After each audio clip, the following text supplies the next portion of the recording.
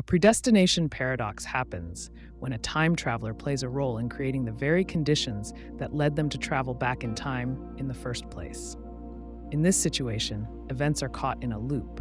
The person's actions in the past make their own future possible, leaving no clear point of origin for the events. It means that the future and the past are locked together, with no way to change the outcome. To understand this paradox, consider a person who receives a mysterious book filled with scientific discoveries. I'd love to invite you to share in the comments where you're listening from and what time it is. It's incredible to think about how we're all connected through these stories and ideas. If you enjoy these thought-provoking explorations, consider subscribing to Tired Thinker so we can keep bringing you reflective narratives. Now, settle in, get comfortable, and let your imagination drift as we delve into the mind-boggling paradoxes and mysteries. They study the book, publish the information as their own, and become famous. Years later, they build a time machine, travel to the past, and give the same book to their younger self. The book has no real origin. It was never written by anyone, yet it exists because the time traveler ensured it was always passed down. This paradox challenges the idea of cause and effect. Normally, events follow a clear sequence. Something happens, leading to another event, which causes another, and so on. But with a predestination paradox, the sequence loops back on itself. The future depends on the past, but the past only happens because of the future. Imagine a man named John who wants to find out how a particular fire started in a library. He builds a time machine, travels back to the night of the fire, and hides in the shadows to observe. While watching, he accidentally knocks over a candle, which falls onto a pile of books, starting the fire. He panics and escapes back to his own time, realizing he was the cause of the event he wanted to investigate. The fire had no original cause beyond John's attempt to understand it.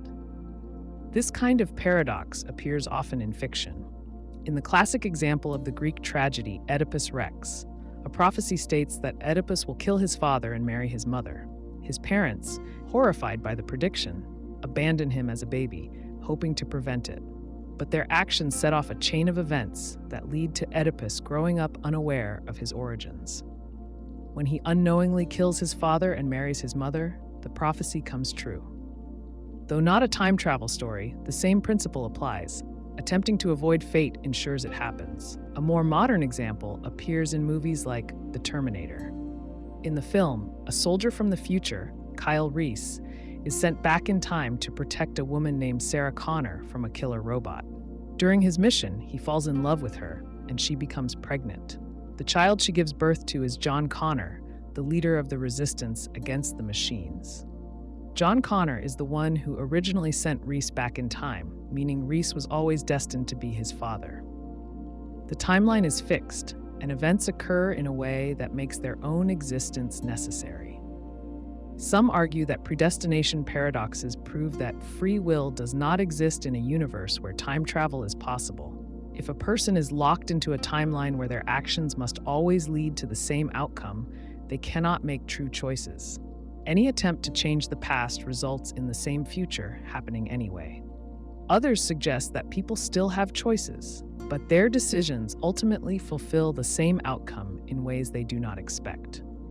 One question that arises is whether it is possible to break out of a predestination paradox. If a time traveler recognizes that they are in one, can they choose not to act in the way history dictates?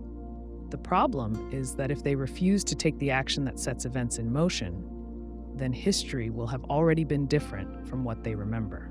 If they never receive the mysterious book, they never publish the discoveries, and they never become the scientist who builds the time machine.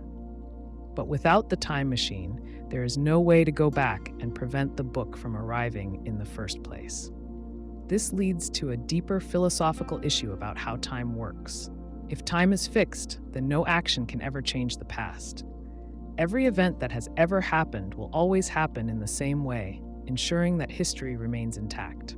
If time is flexible, then paradoxes should not occur, because any action that changes the past should create a new version of the future. But if a new timeline is created, then the original version of the traveler might never have a reason to go back in time. That raises the question of what happens to the version of the traveler who made the trip in the first place. The predestination paradox is not only a concept in science fiction, but also a problem that challenges real-world theories of time travel.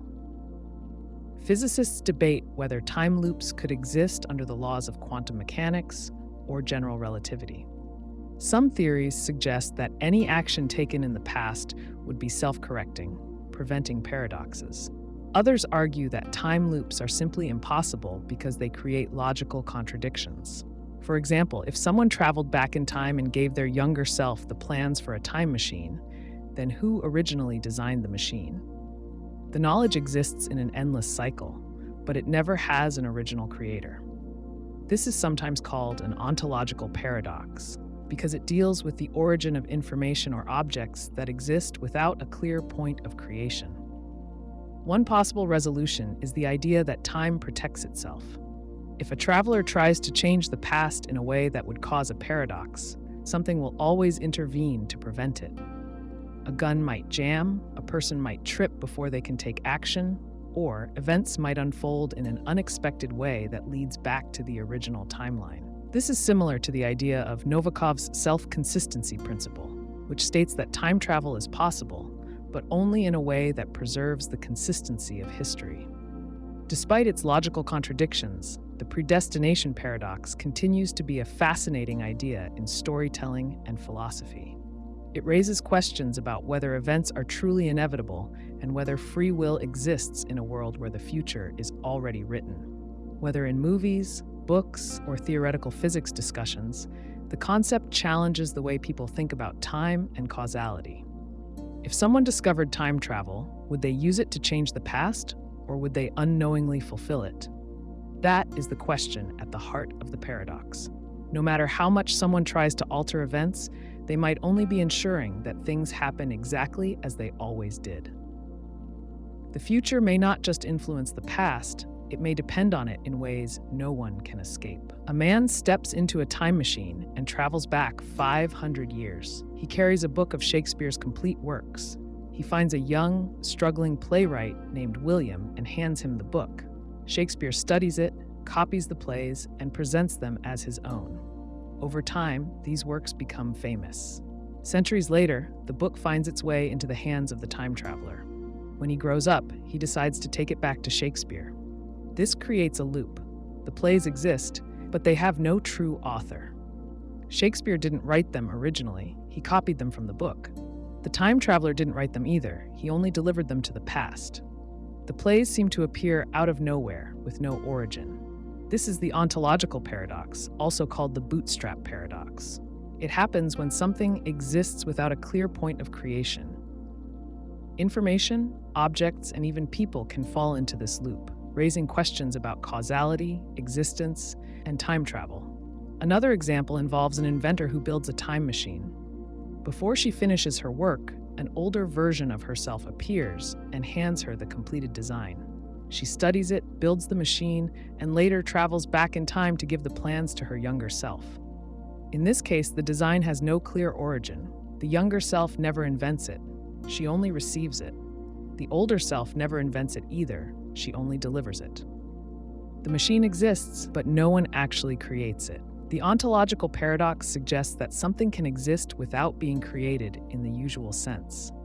It appears to defy logic. In everyday life, things come from somewhere. A book has an author, a machine has an inventor, a person has parents. But in a time loop, these normal rules don't seem to apply.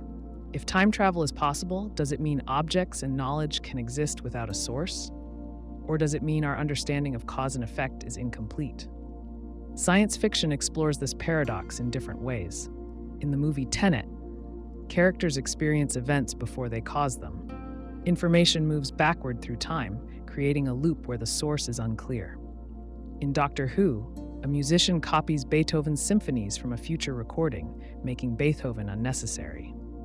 In Harry Potter and the Prisoner of Azkaban, Harry sees himself perform a powerful spell in the future, then goes back in time to perform it, ensuring the event happens.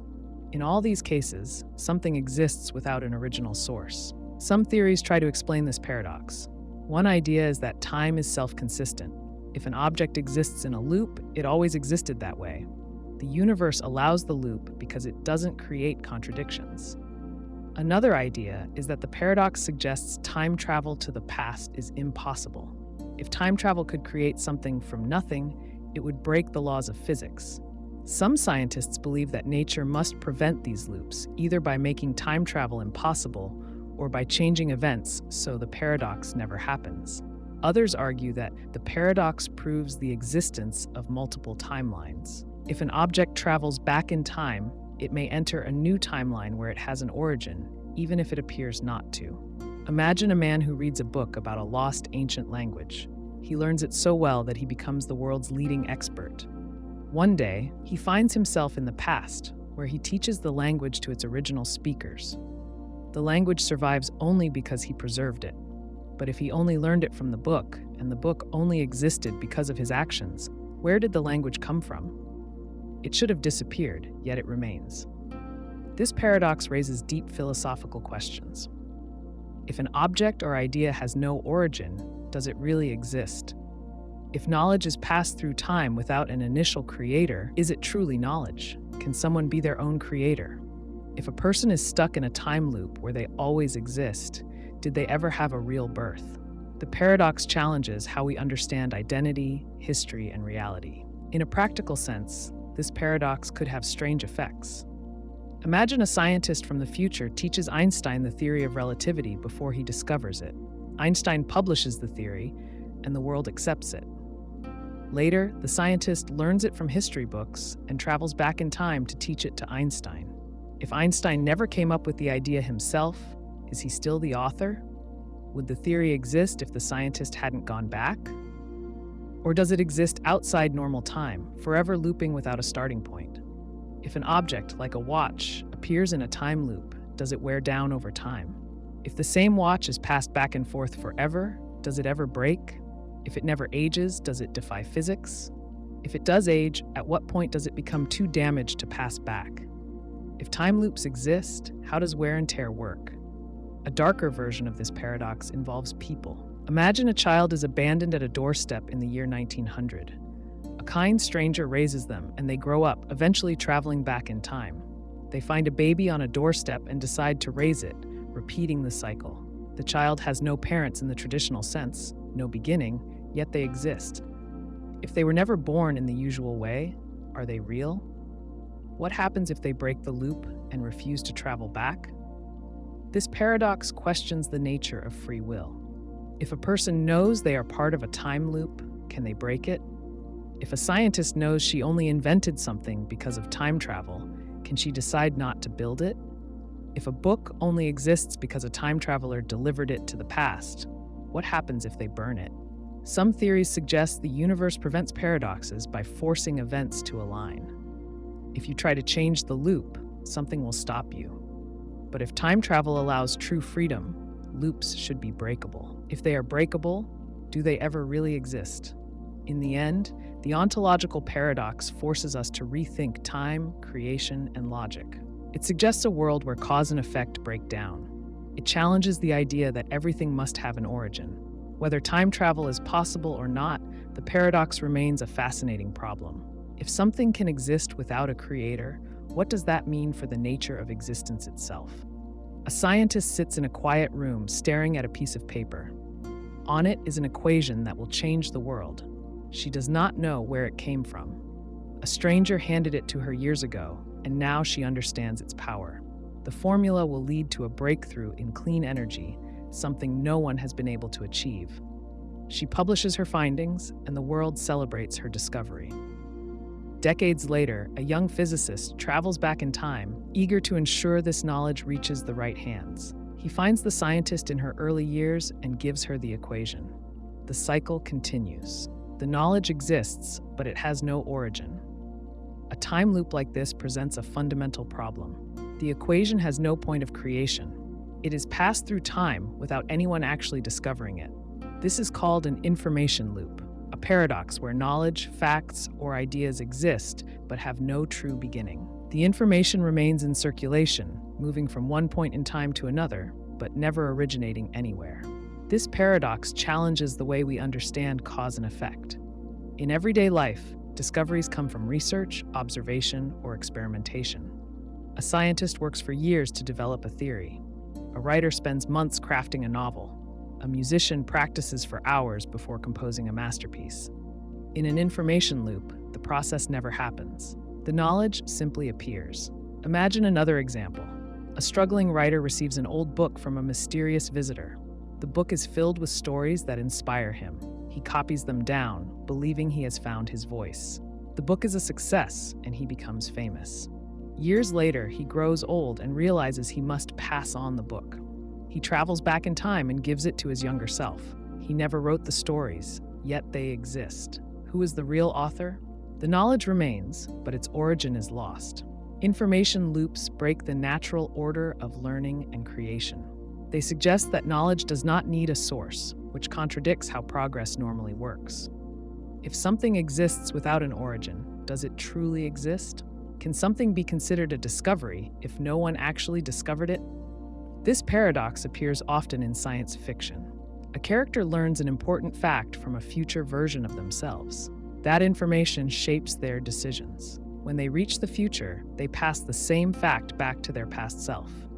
The cycle never breaks. Some stories embrace this loop as a fixed point in time. The knowledge must always exist because it already does. Other stories attempt to break the loop, leading to confusion and uncertainty. Consider a musician who finds an old melody on a scrap of paper. He records it, and it becomes a hit song. Years later, he learns that he is expected to pass the melody back to his younger self. He does, but he never actually created the song. The tune exists, but no one ever wrote it. If an audience enjoys a song with no origin, does it matter who wrote it? The information loop suggests that knowledge itself can exist separate from its creator. This paradox raises deeper questions about the nature of time and causality. If knowledge can exist without a source, does that mean the past and future influence each other in ways we cannot understand? Does time follow a straight path, or is it more like a tangled web where cause and effect blend together? The existence of an information loop suggests that time is not linear. It allows events to create themselves. Some theories propose that these loops resolve themselves in hidden ways. Perhaps the scientist with the equation makes a small modification before passing it on. Maybe the writer rewrites parts of the book before giving it to their younger self. These minor changes could mean that the information evolves over time, even if its origin is still unclear. But if the changes are too small, the loop remains intact. There are also ethical concerns. If someone benefits from knowledge that has no origin, do they deserve credit for it? Should a scientist claim a discovery if they never actually discovered it? Should a writer accept praise for words they never truly wrote? The information loop makes it difficult to define ownership and originality. It challenges our ideas of creativity and innovation. Real-world science does not yet allow for time travel, but similar paradoxes exist in other forms. Stories and ideas sometimes appear to have no clear origin. Urban legends spread through word of mouth, often without a known source. Certain scientific principles seem to emerge independently in different parts of the world at the same time. These examples are not true information loops, but they show how knowledge can sometimes feel as if it has no clear beginning. The idea of an information loop also connects to broader philosophical questions. If a person only succeeds because they received knowledge from the future, did they ever truly succeed? If events are bound by a loop, does free will exist? A scientist who receives an equation from the future may believe they have no choice but to pass it on. But if they refuse, what happens? Does the loop break, or does another version of events step in to replace it? One way to resolve the paradox is through the theory that time travel does not allow changes to history. This is called the Novikov self-consistency principle. It suggests that events in time cannot contradict themselves. If knowledge is passed through a loop, then it was always meant to be there. There is no true first discovery because time itself ensures that the knowledge remains. This explanation removes the contradiction, but it also removes agency. It suggests that time is a closed system where events play out in a predetermined way. Another approach is the idea of multiple timelines. In this version, passing knowledge back in time creates a new reality. The original version of events still exists, but a new timeline branches off where the knowledge appears early. This avoids the paradox by making the loop part of an alternate universe. However, it creates another problem. If multiple timelines exist, does that mean every possibility happens somewhere? If so, does choice still have meaning? The information loop remains one of the most puzzling time travel paradoxes. It challenges the way we think about knowledge, creativity, and the flow of time. It suggests that ideas can exist separate from their creators, moving through history in ways that defy logic. Whether viewed as an unbreakable cycle or an impossible contradiction, it forces us to question our understanding of reality. At its core, this paradox highlights the strange consequences of time travel. It shows that even something as simple as passing along an idea can create problems when time is involved. It forces us to rethink cause and effect, pushing the boundaries of what we believe is possible. And yet, despite its complexity, it remains a compelling thought experiment. What happens when knowledge has no beginning? The answer may be as elusive as time itself. A time traveler finds an old book in an antique store. It's filled with complex equations, ideas centuries ahead of their time. They study the book, learn from it, and eventually become a great scientist. Decades later, they find themselves in a position to improve upon those very ideas, adding notes in the margins and refining the original work. Wanting to ensure that this knowledge isn't lost, they travel back in time and leave the book in the antique store where they first found it. The paradox becomes clear. Where did the book originally come from? This is an object loop. Something exists without an origin. The book was never written by an original author. It simply exists, caught in a loop, passed from the future to the past, over and over. Consider another example. A musician hears a beautiful melody as a child, played by an old street performer. The tune sticks with them, and years later, they compose a symphony based on it. The composition gains recognition, eventually making its way to a young musician who, decades later, becomes the same old street performer. The tune is played again, and the cycle repeats. There was no original composer. The melody exists, but it was never created. A paradox like this defies logic because it removes the need for an initial act of creation. Normally, every object has a source, a point at which it was made. A watchmaker builds a watch. An author writes a book. A composer creates a song. But in an object loop, something bypasses this natural order. Instead, the object moves through time in an endless cycle. The implications of an object loop are unsettling. If something can exist without ever being created, it challenges fundamental ideas about cause and effect. In the real world, an effect follows a cause. If you drop a glass, it breaks. But in an object loop, the cause is missing. The glass is simply broken without anyone ever dropping it. This paradox appears in many time travel stories. In one scenario, an engineer finds a futuristic device and reverse engineers it. Decades later, after refining the design, they build a fully functional version. Knowing the importance of its existence, they send the device back in time to ensure its continued presence. Where did the original idea come from? There was never an initial moment of invention. The device exists in a loop, always there, always rediscovered, but never truly created. Beyond fiction, this paradox raises questions about knowledge and innovation. What if an idea could be passed through time in the same way? A scientist discovers a breakthrough formula in an old journal, refines it, and sends it back in time for their younger self to discover. This cycle continues indefinitely. The formula never originated from a thinker's mind. It was simply there, forever circulating through time.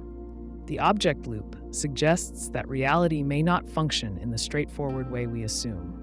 If an object can exist without creation, it challenges everything about our understanding of time, causality, and logic.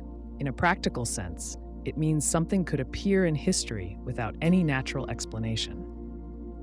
The mystery deepens when considering what happens if someone removes the object from the loop.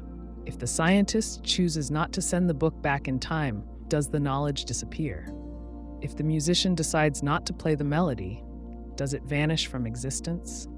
The object loop also presents a unique problem for time travelers. If they rely on an object from the future, what happens if they alter the past in a way that removes the object's origin point? If a traveler receives a futuristic gadget from their older self, then later decides not to pass it on, does the gadget vanish from their past? If so, how did they ever receive it in the first place? In a world governed by strict cause and effect, the object loop shouldn't be possible. But time travel introduces the possibility of closed loops, where objects, ideas, or even people exist without an initial cause. The mind resists this idea because it contradicts everything about how reality seems to work. It forces a reevaluation of whether time follows a linear path or if it bends back on itself in ways we don't fully understand. One way to resolve this paradox is to assume time protects itself. If an object loop exists, the events surrounding it must always play out the same way to maintain consistency. The scientist must always send the book back. The musician must always play the tune. Any deviation would create a contradiction, and time, in some unknown way, might prevent that from happening. This idea, known as the Novikov self-consistency principle, suggests that events are fixed within a loop and cannot be changed. Another approach is the idea of multiple timelines. Instead of a single self-contained loop, an object sent back in time creates a new reality. The book found by the scientist is copied into a new timeline, where it is studied and improved. When sent back, it doesn't re-enter the same timeline, but instead starts a new chain of events. This avoids the paradox of an object with no origin, but it introduces an endless series of branching realities. Some argue that the object loop is only a problem because of how we perceive time. If time isn't truly linear, then cause and effect may not work the way we assume. Perhaps the book, the melody, or the invention exist as part of a larger self-sustaining system. In this view, time doesn't need an original starting point for every event. Instead, certain things might simply exist as part of a greater structure beyond human understanding. The object loop is a reminder that time travel, if possible, would come with strange consequences. It highlights the fragility of logic when stretched beyond normal experience. The idea that something could exist without creation isn't just a thought experiment. It's a direct challenge to how reality is supposed to work. If such loops could exist, they might already be shaping history in ways no one realizes. And if time travel ever becomes real, these paradoxes will force humanity to rethink everything about the nature of existence. Daniel had always been fascinated by time travel. As a child, he spent hours imagining what it would be like to visit different eras. When he grew older, his fascination became an obsession, leading him to study physics and eventually join a secretive research project aimed at making time travel a reality. Years of work, trial and error, finally led to a breakthrough. The machine worked, but it required a human subject to test it. Daniel volunteered. The plan was simple. He would travel 50 years into the past, observe without interfering, and return. The machine whirred to life, and in an instant, Daniel found himself in a world that was familiar, yet different. The buildings looked newer, the air smelled different, and people dressed in outdated styles. He kept to the shadows, watching history unfold before his eyes. But curiosity got the better of him. He wanted to see more, to understand more. One evening, he wandered into a quiet town and met a woman named Claire. She was intelligent, kind, and had an air of familiarity that Daniel couldn't quite place. They talked for hours, and something about her made him stay longer than he had planned. Days turned into weeks, and weeks into months. Despite knowing he should leave, he couldn't. He told himself it was just an experiment, that he was gathering data, but the truth was simpler. He had fallen in love. Claire was cautious at first, but eventually she let Daniel into her life. She shared stories about her past, her dreams, and her fears. One night, she confided in him about a mysterious man from her childhood, her father. She had never met him, only heard stories from her mother. He had appeared out of nowhere, stayed for a short time, and then disappeared without a trace. The details she shared sent a chill down Daniel's spine. The descriptions matched him perfectly. His mannerisms, his words, even the way he laughed. He tried to dismiss it as coincidence, but deep down, he knew the truth. Panic set in. He checked the records when he could, hoping to find an explanation. The documents confirmed his worst fear. Claire's father was never identified. He was an unknown man who came and went, just as Daniel had.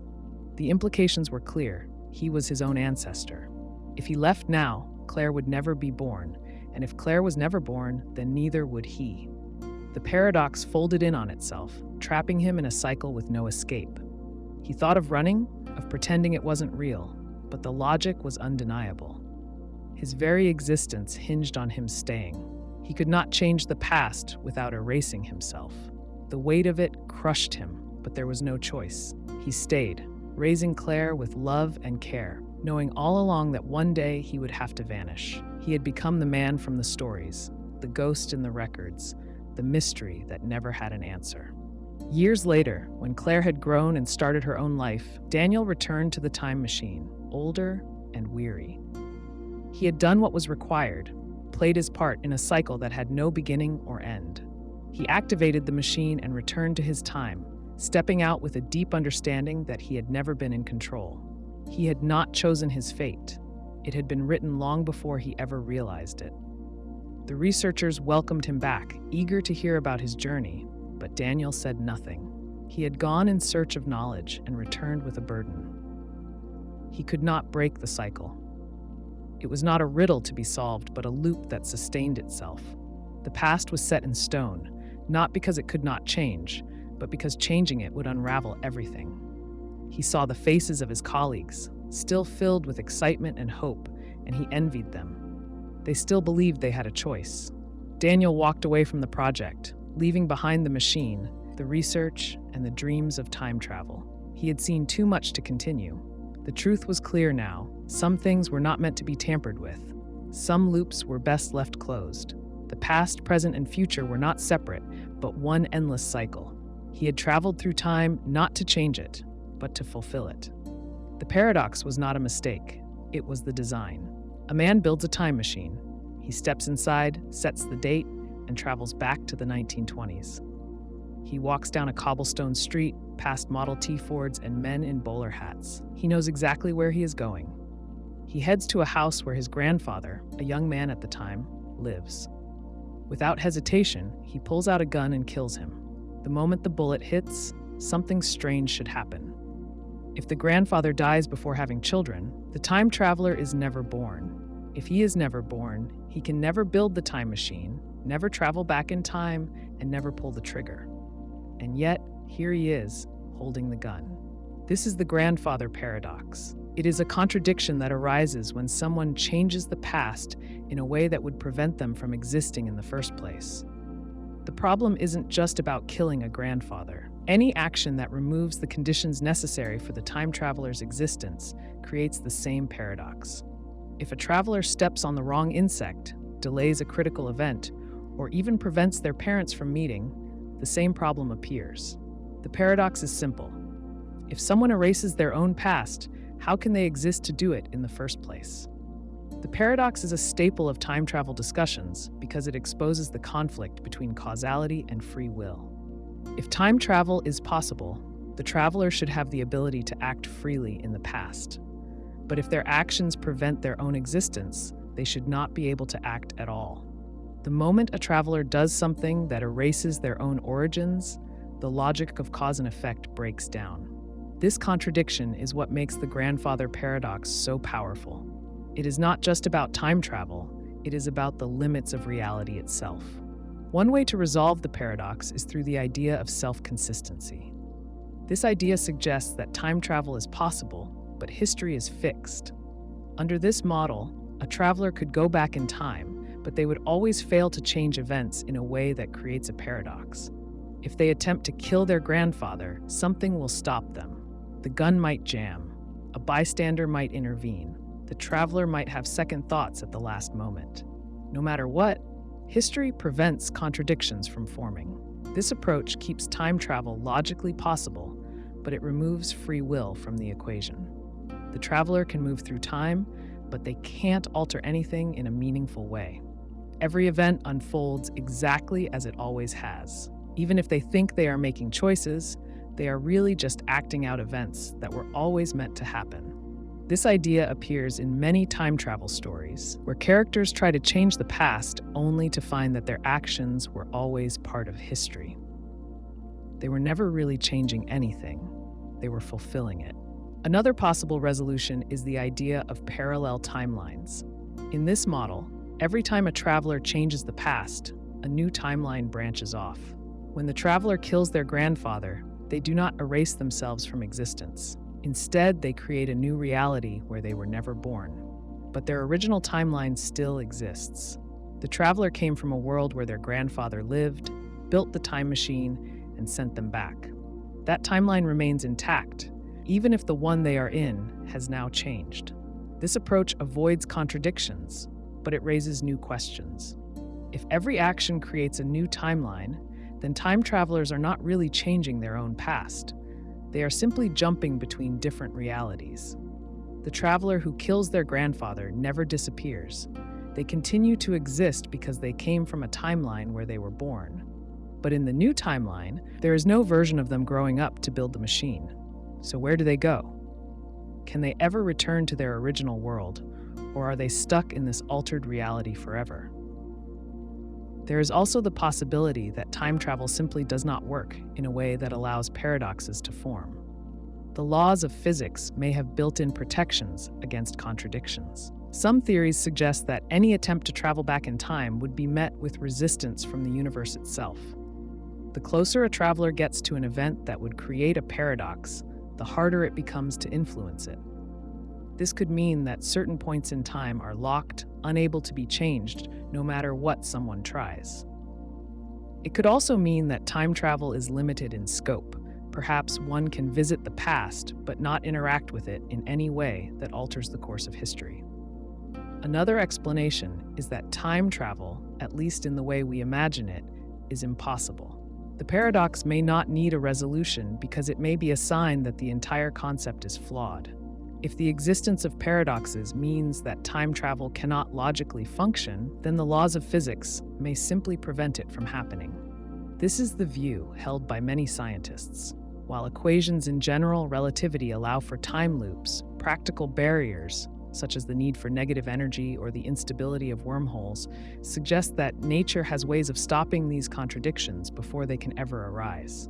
Yet paradoxes like this continue to fascinate because they expose the fragile nature of cause and effect. We take for granted that time moves in one direction, that past events create the present, and that the present shapes the future. But the grandfather paradox challenges that assumption. It forces us to consider what time really is. Is it a fixed sequence of events, a branching series of possibilities, an illusion created by our own limited perception? If time is fixed, then time travelers are trapped by fate. If it is flexible, then every action creates a new world. If it is an illusion, then the entire question of paradoxes may be meaningless. The grandfather paradox is more than just a puzzle about time travel. It is a question about reality itself. It forces us to ask whether the universe is built on rigid rules or if it allows for contradictions. And as long as time travel remains in the realm of theory, the paradox will remain unresolved. It exists as a reminder that some questions about the universe are still unanswered. Even without time machines, we all experience a kind of time travel. We look at old photographs, read history books, and think about the past. We imagine how small changes might have led to different outcomes. In that way, we are all time travelers in our minds. The grandfather paradox is not just about a man with a gun standing in front of his grandfather. It is about the way we think about time, cause, and consequence. It is about the choices we make and the events that shape us. And it is a reminder that the past is not just something that happened before. It is something that continues to shape the present, whether we travel back to it or not. A person steps into a time machine and travels to the past. They arrive years before their own birth. With a clear goal, they set out to change history. Maybe they want to prevent a war, stop a disaster, or make sure a specific person never meets another. But in doing so, they unintentionally erase the conditions that led to their own existence. The moment they succeed, the paradox sets in.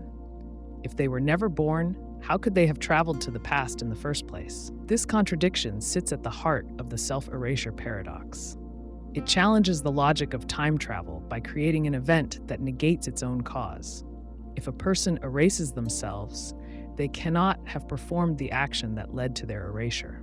This problem appears in science fiction, philosophy, and discussions of theoretical physics. It remains one of the strongest arguments against the possibility of backward time travel. To understand this paradox fully, consider a traveler named John. John was born in 1990. In 2050, he builds a time machine and decides to go back to 1960. His goal is to stop his grandfather from meeting his grandmother. He believes that preventing this meeting will mean his parents never exist, which means he is never born. If John succeeds, he erases himself. But if John is erased, he never exists in 2050 to build the time machine. If he never builds the time machine, he never travels to 1960. And if he never goes to 1960, his grandfather still meets his grandmother, and John is born after all. This loop has no resolution. The moment John erases himself, he loses the ability to travel back in time. The paradox contradicts itself, making both outcomes impossible. John cannot both exist and not exist at the same time. One event cancels the other. This logical problem suggests that time travel to the past might not be possible, at least not in a way that allows changes to history. Some theories try to work around this paradox. One suggests that time has a built-in self-correcting mechanism. In John's case, something might always stop him from preventing his grandfather's meeting. Maybe he gets sick, or his time machine malfunctions, or he has a sudden change of heart. No matter what, the past resists change. This idea appears in fiction often, where time travelers find themselves unable to alter key historical events. The universe, in this view, enforces consistency. Another theory suggests that changing the past creates a new timeline rather than altering the original. In this version, John succeeds in stopping his grandparents from meeting, but instead of erasing himself, he creates a new branch of reality. In this new branch, he never exists, but in his original timeline, he still does. This approach avoids paradox by making every change lead to a separate reality. While this might resolve the contradiction, it introduces new problems. If every decision creates a new timeline, then infinite realities must exist. This raises questions about whether the original traveler remains in their own past or simply moves to a new world where they never existed. A different explanation suggests that John's actions were always part of history. If he went back in time, then his attempt to stop his grandfather was always something that happened. In this case, John might try to change history, but everything he does only ends up ensuring that his grandparents meet. He might even play an unwitting role in bringing them together. His time travel, rather than breaking history, becomes part of it. This version of events avoids paradox, but removes free will from the equation. If the past cannot change, then time travel only allows observation, not true alteration. Beyond fiction, scientists and philosophers consider whether time travel, if possible, would follow any of these models. Some argue that the laws of physics, as we understand them, prevent contradictions. If that is true, then the Self-Erasure Paradox is a strong sign that backward time travel cannot work in a way that allows changes to the past. Others believe that quantum mechanics or undiscovered aspects of reality might allow for some form of time travel without paradox. Theoretical physics includes models with closed time-like curves, which allow paths through time that loop back on themselves. These models remain speculative, and no experiment has proven them viable. If time travel is ever discovered, researchers will need to consider the risks of paradoxes like self-erasure. In many fictional stories, time travelers struggle with unintended consequences. A small action in the past can cause ripples that reshape the future. The Self-Erasure Paradox is one of the most extreme forms of this problem. It suggests that some changes might not just alter history, but make history impossible. If such paradoxes occur, time travel might require strict limitations. Some speculative ideas propose ways to avoid the paradox without relying on multiple timelines or self-correcting history. One possibility is that time travelers might exist outside of normal cause and effect. In this case, John erasing himself would not undo his journey because traveling through time separates him from his original timeline's rules. Another idea suggests that time travel might only work in one direction, forward, so backward travel and paradoxes never arise. While these ideas are interesting, they remain hypothetical. The Self-Erasure Paradox highlights a fundamental challenge in time travel discussions. It shows that allowing backward travel creates contradictions that seem impossible to resolve. While alternate timelines and self-correcting history provide potential solutions, they raise their own problems. Scientists continue to explore these questions, but for now, the paradox remains one of the strongest arguments against time travel to the past. If humans ever develop the ability to travel through time, they will need to test whether paradoxes like self-erasure actually occur. Until then, it remains a problem that exists in thought experiments, stories, and theoretical physics. Whether time itself prevents contradictions or simply makes them impossible, the Self-Erasure Paradox continues to challenge our understanding of cause and effect. In the end, the paradox forces us to consider whether time travel is even logically possible. If the past can be changed, then we must find a way to avoid contradictions. If the past cannot be changed, then time travel might work only as a form of observation. Either way, the Self-Erasure Paradox remains one of the biggest obstacles to the idea of traveling through time and altering history. A traveler steps into a machine and goes back in time. They move a single rock on a quiet dirt path. It seems harmless. They return to their own time, expecting everything to be the same. Instead, they find a world they do not recognize. Skyscrapers never rose where they should have. Languages sound strange. People they knew do not exist. All of this from moving a rock. The idea that small actions in the past lead to massive, unexpected changes in the future is often called the butterfly effect. It comes from the thought experiment, where a butterfly flaps its wings and causes a hurricane weeks later. The name suggests something tiny can lead to something enormous. It describes a world where everything is connected in ways that may not seem obvious. It warns that even the smallest changes in the past may grow into something much larger over time. Imagine someone goes back 100 years and decides to help a struggling farmer by giving them better seeds. The farmer's crops flourish and they become wealthy. They expand their farm, hire workers, and change the local economy. One of those workers moves to a city, marries someone new, and has children that would not have existed otherwise. Those children grow up to influence politics, science, or business. Over time, a simple act of kindness changes the course of history. Maybe the time traveler comes back and realizes their favorite invention was never created, or a famous leader was never born. The butterfly effect makes it nearly impossible to predict what will happen when a time traveler changes even a minor detail. History is full of events shaped by tiny moments. A person being late to a meeting could change an entire war. A chance encounter could lead to a famous partnership or prevent it from ever happening. A single decision to go left instead of right could decide the fate of nations. If a time traveler disrupts even one of these moments, everything that follows may shift in ways they cannot control. A person might think they can avoid the butterfly effect by being careful. They might try not to talk to anyone, not to touch anything, and only observe. But even their presence can have an impact. The air they breathe, the space they take up, the tiny movements they make all change the environment in small ways. Maybe they block a ray of sunlight that would have helped a plant grow. Maybe they startle an animal that would have otherwise remained still. Even if they try their best to stay invisible, they are part of the world and leave a mark on it. Another problem with the butterfly effect is that it does not just work in one direction. A change in the past ripples forward, but each ripple creates more ripples. The further forward in time you go, the harder it is to trace the results of a single action. The movement of a rock on a path might cause a traveler to walk a slightly different route.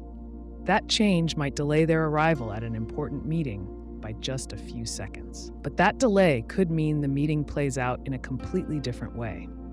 Maybe they never meet someone important. Maybe they miss an opportunity. If they miss an opportunity, another person might take it instead. That person's success could lead to more changes, which then influence thousands or even millions of people. The effect spreads like a growing web, impossible to untangle. This is why time travelers who try to fix something in the past often make things worse. They may think they understand the exact moment that led to a disaster and believe they can prevent it. But history is not simple. It is built from countless small interactions. If a war starts because of a single assassination, Stopping that assassination might not prevent the war. It might only delay it or change the way it begins. A different leader might rise, one who is more ruthless or more destructive. The traveler's attempt to stop suffering may lead to even greater suffering. By trying to change one thing, they change everything, and not always for the better. Some believe that history has a way of correcting itself. No matter what changes a traveler makes, the future always finds a way to return to something close to the original timeline. This is called the principle of self-consistency. It suggests that the butterfly effect might be less chaotic than it seems. Maybe a traveler saves a person's life, only for that person to die in a different way shortly after. Maybe they prevent a war, but another war starts for a different reason. The overall shape of history remains intact even if the details shift. But if time is not self-correcting, then the butterfly effect makes any kind of time travel dangerous. Even the best intentions can lead to disaster. A traveler might go back to cure a disease, only to find that without that disease, the world develops in a different direction. Overpopulation might rise to dangerous levels.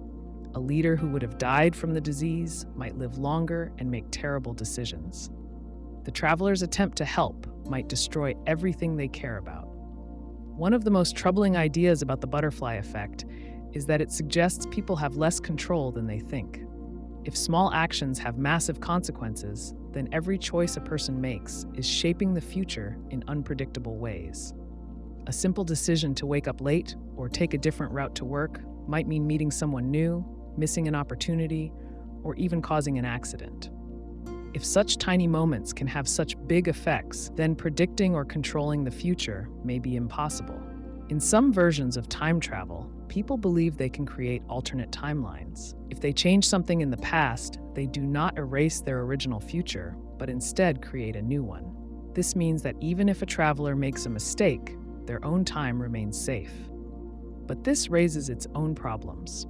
If every small change creates a new timeline, then the number of possible timelines is infinite. If every single moment branches into something new, then reality is always splitting into countless versions. The original traveler might never be able to return to their true home because it no longer exists in the same form. The butterfly effect is a reminder that nothing happens in isolation. Everything is connected, and no action is too small to matter. Time travel stories often use it to show that people should be careful with their choices because they never know how far the consequences might reach. Whether or not time travel ever becomes possible, the idea that small changes can lead to big results is something people already see in everyday life. A word spoken at the right moment, a decision made without much thought, or a chance event can all shape the course of history in ways no one can predict. Even without time travel, the butterfly effect is at work. It means that every action carries weight, no matter how small it seems. It means that the world is constantly shifting because of tiny moments no one notices.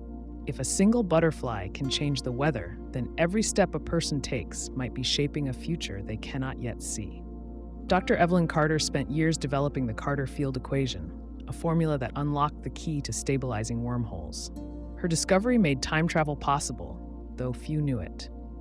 A government agency classified her work, and a select team used her findings to create the first functional time displacement device. When Evelyn was invited to witness its first test, she felt a mix of awe and fear. The machine stood before her, humming with energy, ready to send a human into the past for the first time. The subject, herself. The agency wanted to test the impact of knowledge on time travel. Evelyn would be sent back 20 years to observe her younger self. No interference, just observation. She agreed, though unease settled in her stomach. The moment the machine activated, her surroundings blurred. The lab disappeared. The past rushed toward her like a wave, and when the sensation stopped, she stood outside her university's physics department. She recognized everything. The cracked sidewalk, the ivy-covered walls, the buzz of students discussing theories she had long since mastered. Across the lawn, she saw herself, 22 years old, a PhD candidate, unaware of what she would accomplish. Evelyn wanted to follow orders, but curiosity pulled her toward the younger version of herself. She remembered this day. She had spent it buried in equations, struggling with an unsolvable problem. That night, she had an insight that set her on the path to the Carter field equation. What if she planted doubt? The thought came unbidden. What if she convinced her younger self that her approach was flawed, that another field of study might hold more promise? The idea unsettled her, but it also intrigued her. She had spent decades haunted by the responsibility of her work. Time travel had implications she could barely comprehend, and it scared her. If she stopped herself from discovering the equation, she could prevent everything. No machine, no classified research, no risk of the world spiraling into chaos because someone misused time travel. She hesitated, but then she moved. She approached her younger self outside the library, pretending to be a visiting professor. She asked about her research, feigned interest, and then, with careful intent, expressed skepticism. She suggested that space-time distortion was a dead end. She mentioned that grant committees preferred practical applications over abstract theories. Her younger self listened, her excitement dimming. Evelyn saw the doubt take root. That night, her younger self stayed away from her equations. She followed another line of inquiry, one that led nowhere. The Carter field equation never came to be. Evelyn felt the shift immediately. A wave of nausea overtook her. The world flickered, like an image struggling to stay in focus. Her mind blurred. She remembered creating the equation, yet she also remembered failing to do so. The contradiction pressed against her thoughts. She stumbled, gripping a bench to steady herself. Her surroundings remained unchanged, but something was wrong. She no longer belonged here. She reached into her pocket for her return device, but it wasn't there. A chill ran through her. Of course it wasn't. The agency never would have built it without her work. Without the Carter field equation, time travel never became possible. She had erased her own future. Panic set in. She rushed back to the library, hoping her younger self had changed her mind, hoping she had miscalculated the impact of her words. But inside, she found her reading an unrelated paper. The equations that had once filled pages of her notebooks were absent. She had succeeded too well. The knowledge was gone. The breakthrough never happened. The woman she had been, the one who had unlocked time travel, no longer existed in this version of reality. A realization struck her. If she had erased her future, how was she still here? Her body still existed. Her memories hadn't faded completely, though they were slipping.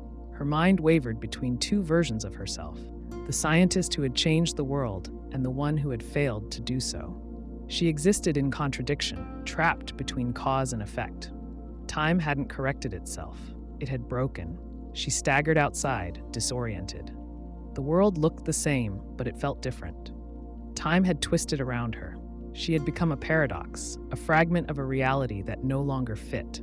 She had destroyed the foundation of her own existence, yet she remained an anomaly in a timeline that should have erased her. She knew she couldn't stay. Every second in this time threatened her stability. She had rewritten history, and now she was an outlier, something the universe didn't know how to place. She had to fix it. She had to undo what she had done. She searched for a way back, but without the technology, without the knowledge, there was no machine to return her to the future. The agency didn't exist. The research had never been funded. No one had reason to believe time travel was possible. She was alone, a traveler without a path home. Desperation pushed her toward the one solution left: recreate the Carter field equation. But could she? Her memory of it faded with each passing moment. Equations that had once been second nature felt distant. The paradox was working against her, unraveling the knowledge she had once held. She found a notebook, sat in the same spot she had occupied 20 years ago, and began to write. The symbols felt unfamiliar, the logic just beyond her reach. She struggled to remember what had once come easily. Every formula she wrote felt incomplete. The younger version of herself had abandoned this path, and now, so had she. The knowledge was gone, erased by her own actions. She had outsmarted herself too well. Hours passed, the campus quieted. Evelyn stared at the half-filled pages, knowing they weren't enough. She had created an unsolvable problem. Without the equation, time travel couldn't exist. Without time travel, she couldn't return. And yet, she was here, proof that it had once been possible. The contradiction loomed over her, unbreakable. She closed the notebook. She had wanted to stop the dangers of time travel, and she had succeeded. The cost was her own existence. She would fade eventually. The paradox wouldn't hold forever. Time would correct itself, erase the inconsistency. She had won in the worst way possible. She sat back, watching the sky darken. Somewhere in the city, her younger self was moving forward, unaware of the woman who had come to stop her. Evelyn had spent her life mastering the rules of the universe, but in the end, she had broken the one rule she never saw coming. She had made herself impossible, and time would not let her stay. Dr. Evelyn Carter spent years developing the Carter field equation, a formula that unlocked the key to stabilizing wormholes. Her discovery made time travel possible, though few knew it. A government agency classified her work, and a select team used her findings to create the first functional time displacement device. When Evelyn was invited to witness its first test, she felt a mix of awe and fear. The machine stood before her, humming with energy, ready to send a human into the past for the first time. The subject, herself. The agency wanted to test the impact of knowledge on time travel. Evelyn would be sent back 20 years to observe her younger self. No interference, just observation. She agreed, though unease settled in her stomach. The moment the machine activated, her surroundings blurred. The lab disappeared. The past rushed toward her like a wave, and when the sensation stopped, she stood outside her university's physics department. She recognized everything. The cracked sidewalk, the ivy-covered walls, the buzz of students discussing theories she had long since mastered. Across the lawn, she saw herself, 22 years old, a PhD candidate, unaware of what she would accomplish. Evelyn wanted to follow orders, but curiosity pulled her toward the younger version of herself. She remembered this day. She had spent it buried in equations, struggling with an unsolvable problem. That night, she had an insight that set her on the path to the Carter field equation. What if she planted doubt? The thought came unbidden. What if she convinced her younger self that her approach was flawed, that another field of study might hold more promise? The idea unsettled her, but it also intrigued her. She had spent decades haunted by the responsibility of her work. Time travel had implications she could barely comprehend, and it scared her. If she stopped herself from discovering the equation, she could prevent everything. No machine, no classified research, no risk of the world spiraling into chaos because someone misused time travel. She hesitated, but then she moved. She approached her younger self outside the library, pretending to be a visiting professor. She asked about her research, feigned interest, and then, with careful intent, expressed skepticism. She suggested that space-time distortion was a dead end. She mentioned that grant committees preferred practical applications over abstract theories. Her younger self listened, her excitement dimming. Evelyn saw the doubt take root. That night, her younger self stayed away from her equations. She followed another line of inquiry, one that led nowhere. The Carter field equation never came to be. Evelyn felt the shift immediately. A wave of nausea overtook her. The world flickered, like an image struggling to stay in focus. Her mind blurred. She remembered creating the equation, yet she also remembered failing to do so. The contradiction pressed against her thoughts. She stumbled, gripping a bench to steady herself. Her surroundings remained unchanged, but something was wrong. She no longer belonged here. She reached into her pocket for her return device, but it wasn't there. A chill ran through her. Of course it wasn't. The agency never would have built it without her work. Without the Carter field equation, time travel never became possible. She had erased her own future. Panic set in. She rushed back to the library, hoping her younger self had changed her mind, hoping she had miscalculated the impact of her words. But inside, she found her reading an unrelated paper. The equations that had once filled pages of her notebooks were absent. She had succeeded too well. The knowledge was gone. The breakthrough never happened. The woman she had been, the one who had unlocked time travel, no longer existed in this version of reality. A realization struck her. If she had erased her future, how was she still here? Her body still existed. Her memories hadn't faded completely, though they were slipping. Her mind wavered between two versions of herself, the scientist who had changed the world and the one who had failed to do so. She existed in contradiction, trapped between cause and effect. Time hadn't corrected itself. It had broken. She staggered outside, disoriented. The world looked the same, but it felt different. Time had twisted around her. She had become a paradox, a fragment of a reality that no longer fit. She had destroyed the foundation of her own existence, yet she remained an anomaly in a timeline that should have erased her. She knew she couldn't stay. Every second in this time threatened her stability. She had rewritten history, and now she was an outlier, something the universe didn't know how to place. She had to fix it. She had to undo what she had done. She searched for a way back, but without the technology, without the knowledge, there was no machine to return her to the future. The agency didn't exist. The research had never been funded. No one had reason to believe time travel was possible. She was alone, a traveler without a path home. Desperation pushed her toward the one solution left: recreate the Carter field equation. But could she? Her memory of it faded with each passing moment. Equations that had once been second nature felt distant. The paradox was working against her, unraveling the knowledge she had once held. She found a notebook, sat in the same spot she had occupied 20 years ago, and began to write.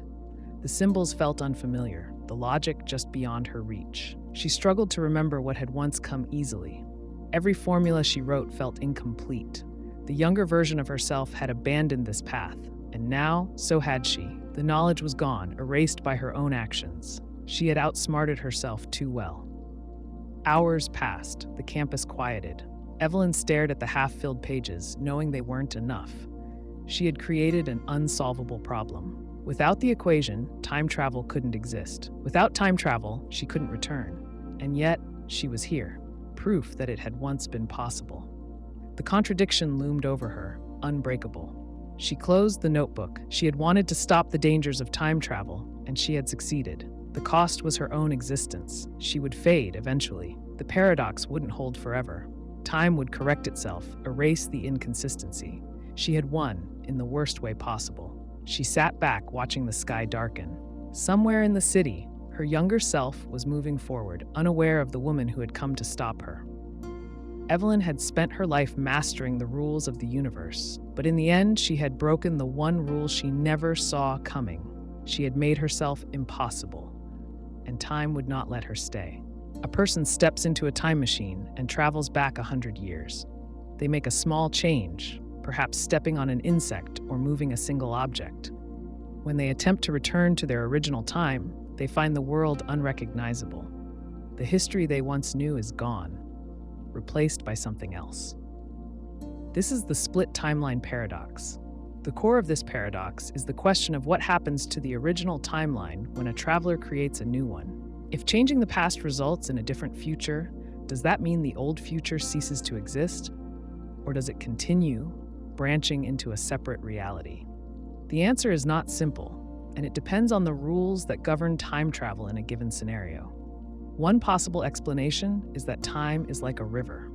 A person who goes back in time is like a rock dropped into the water, creating ripples that expand outward. If the change is small, the ripples might be minor, altering little details but leaving the larger shape of history intact. If the change is large, the river might split, creating a new branch that flows in a different direction. In this case, the traveler has not erased the original timeline, but has instead created a second version of events. The world they left behind still exists, but they can never return to it. They are now trapped in the altered version. Another interpretation is that the original timeline vanishes the moment the past is altered. In this view, time is not a river, but a single thread. If someone pulls on that thread by changing the past, it unravels and a new thread takes its place. The traveler remembers their original world, but no one else does, because from the perspective of those in the new timeline, the old world never existed. The problem with this explanation is that it raises questions about where the traveler came from. If their past no longer exists, how did they travel back in time? If their time machine was built in a timeline that no longer happened, was it ever created at all? Some argue that both timelines exist at once. In this model, reality splits the moment the past is changed. There are now two versions of events, one where the change happened and one where it did not. The traveler has simply moved from one reality to another. They could, in theory, return to their original timeline by retracing their steps. The people in the new timeline might think the traveler has always been part of their world, while the people in the original timeline never realize anything changed. This interpretation allows for the existence of multiple parallel realities, each branching off from different decisions and changes. A famous example of the split timeline paradox appears in science fiction. In some stories, a character travels back in time and changes something minor, only to return to a future that is drastically different. They must then decide whether to accept this new reality or attempt to fix their mistake. In other versions, a character discovers they are now in a parallel world that exists alongside their original one, though they may never be able to return to it. Consider a traveler who goes back to the 1960s and prevents a significant historical event. When they return to what they think is their original time, they find an unfamiliar world. The people they knew no longer exist in the way they remember. Perhaps their parents never met, or their country never became what it was before. This person has created a new timeline, but the original question remains: what happened to the world they left behind? If time follows a branching model, that world still exists, but the traveler has no way to reach it. Their actions created a fork in the road, and they followed one path while the other continued without them. In a single thread model, however, that world is gone, overwritten by the new version. The people from the original timeline no longer exist in any meaningful way. The traveler carries memories of them, but they are ghosts of a past that never happened. A more unsettling possibility is that both realities exist simultaneously, but only one is observable. In this case, the traveler might exist in two places at once. One version of them continues in the original timeline, unaffected by the changes, while another version experiences the altered world. If this is true, then every decision and change might create an infinite number of parallel timelines, each containing a different version of events. The traveler is simply shifting from one to another rather than destroying anything. Some scientists and theorists have suggested that if time travel and parallel timelines exist, there might be a way to navigate between them. If a traveler could jump between realities, they could theoretically return to their original world, assuming they could find the right version. This would require a method of tracking and distinguishing between infinite timelines, which is beyond our current understanding. The split timeline paradox raises questions about fate and free will. If every change creates a new branch, does that mean there is no single true reality? If a traveler can create a different future simply by stepping on a leaf in the past, does that mean every possible version of history is equally real? And if so, does it matter which one a person experiences? This also introduces the question of responsibility. If someone alters the past and creates a world worse than the one they left behind, are they morally obligated to try to undo their actions? Or is that new reality just as valid as the old one? One way to think about this paradox is to consider the traveler as an outsider. They move between worlds, but each world exists independently of their actions. To the people in each timeline, their world is the only one that matters. The traveler might remember a different past, but that past has no meaning to those around them. In this sense, the split timeline paradox is not just about time travel, it is about perspective. Each version of reality is complete and self-contained. The traveler is the only one aware that things used to be different. Some philosophers argue that this paradox suggests time travel is impossible. If every trip to the past creates a new future, then there is no way to truly change anything. The traveler is always moving between worlds rather than altering a single timeline. This would mean that any attempt to fix the past is meaningless, as it only creates another version of events rather than undoing anything. If this is true, then the only way to experience time is to move forward, never looking back. Yet the idea of split timelines remains compelling. It allows for the possibility that every choice and action creates a new path. It suggests that the past is not fixed, but fluid, capable of branching into countless directions. Whether or not this is how time truly works, it offers a way to think about cause and effect, responsibility, and the nature of reality. And if a traveler ever finds themselves in a world they do not recognize, they may have to accept that the past they knew is gone, replaced by something new. Whether that is a tragedy or an opportunity depends on how they choose to see it. A man steps into a time machine. He sets the dial for the year 1900, presses a button, and disappears. The machine reappears in the past, just as he intended, but something is wrong. He isn't sure if this version of 1900 is the same one he read about in history books. Small details don't line up. The past feels different, as if he has entered an alternate version of reality. He wonders, did he travel back to his own past, or did he create a new one? This is the paradox of Schrödinger's traveler. Every time a person travels back in time, they face the question of which reality they now inhabit. Is it the same one they left, or has their presence split the timeline? The paradox gets its name from the famous thought experiment involving Schrödinger's cat, where a cat in a box is both alive and dead until someone opens the box to check. A time traveler may exist in multiple realities at once, but which one is real? The core problem is choice. When someone makes a decision, reality moves forward along a single path. But what if time travel allows a person to make a different choice than they originally did? If they go back and change something, they could create a new reality. The traveler is then left wondering which reality they belong to, the one they came from or the one they changed.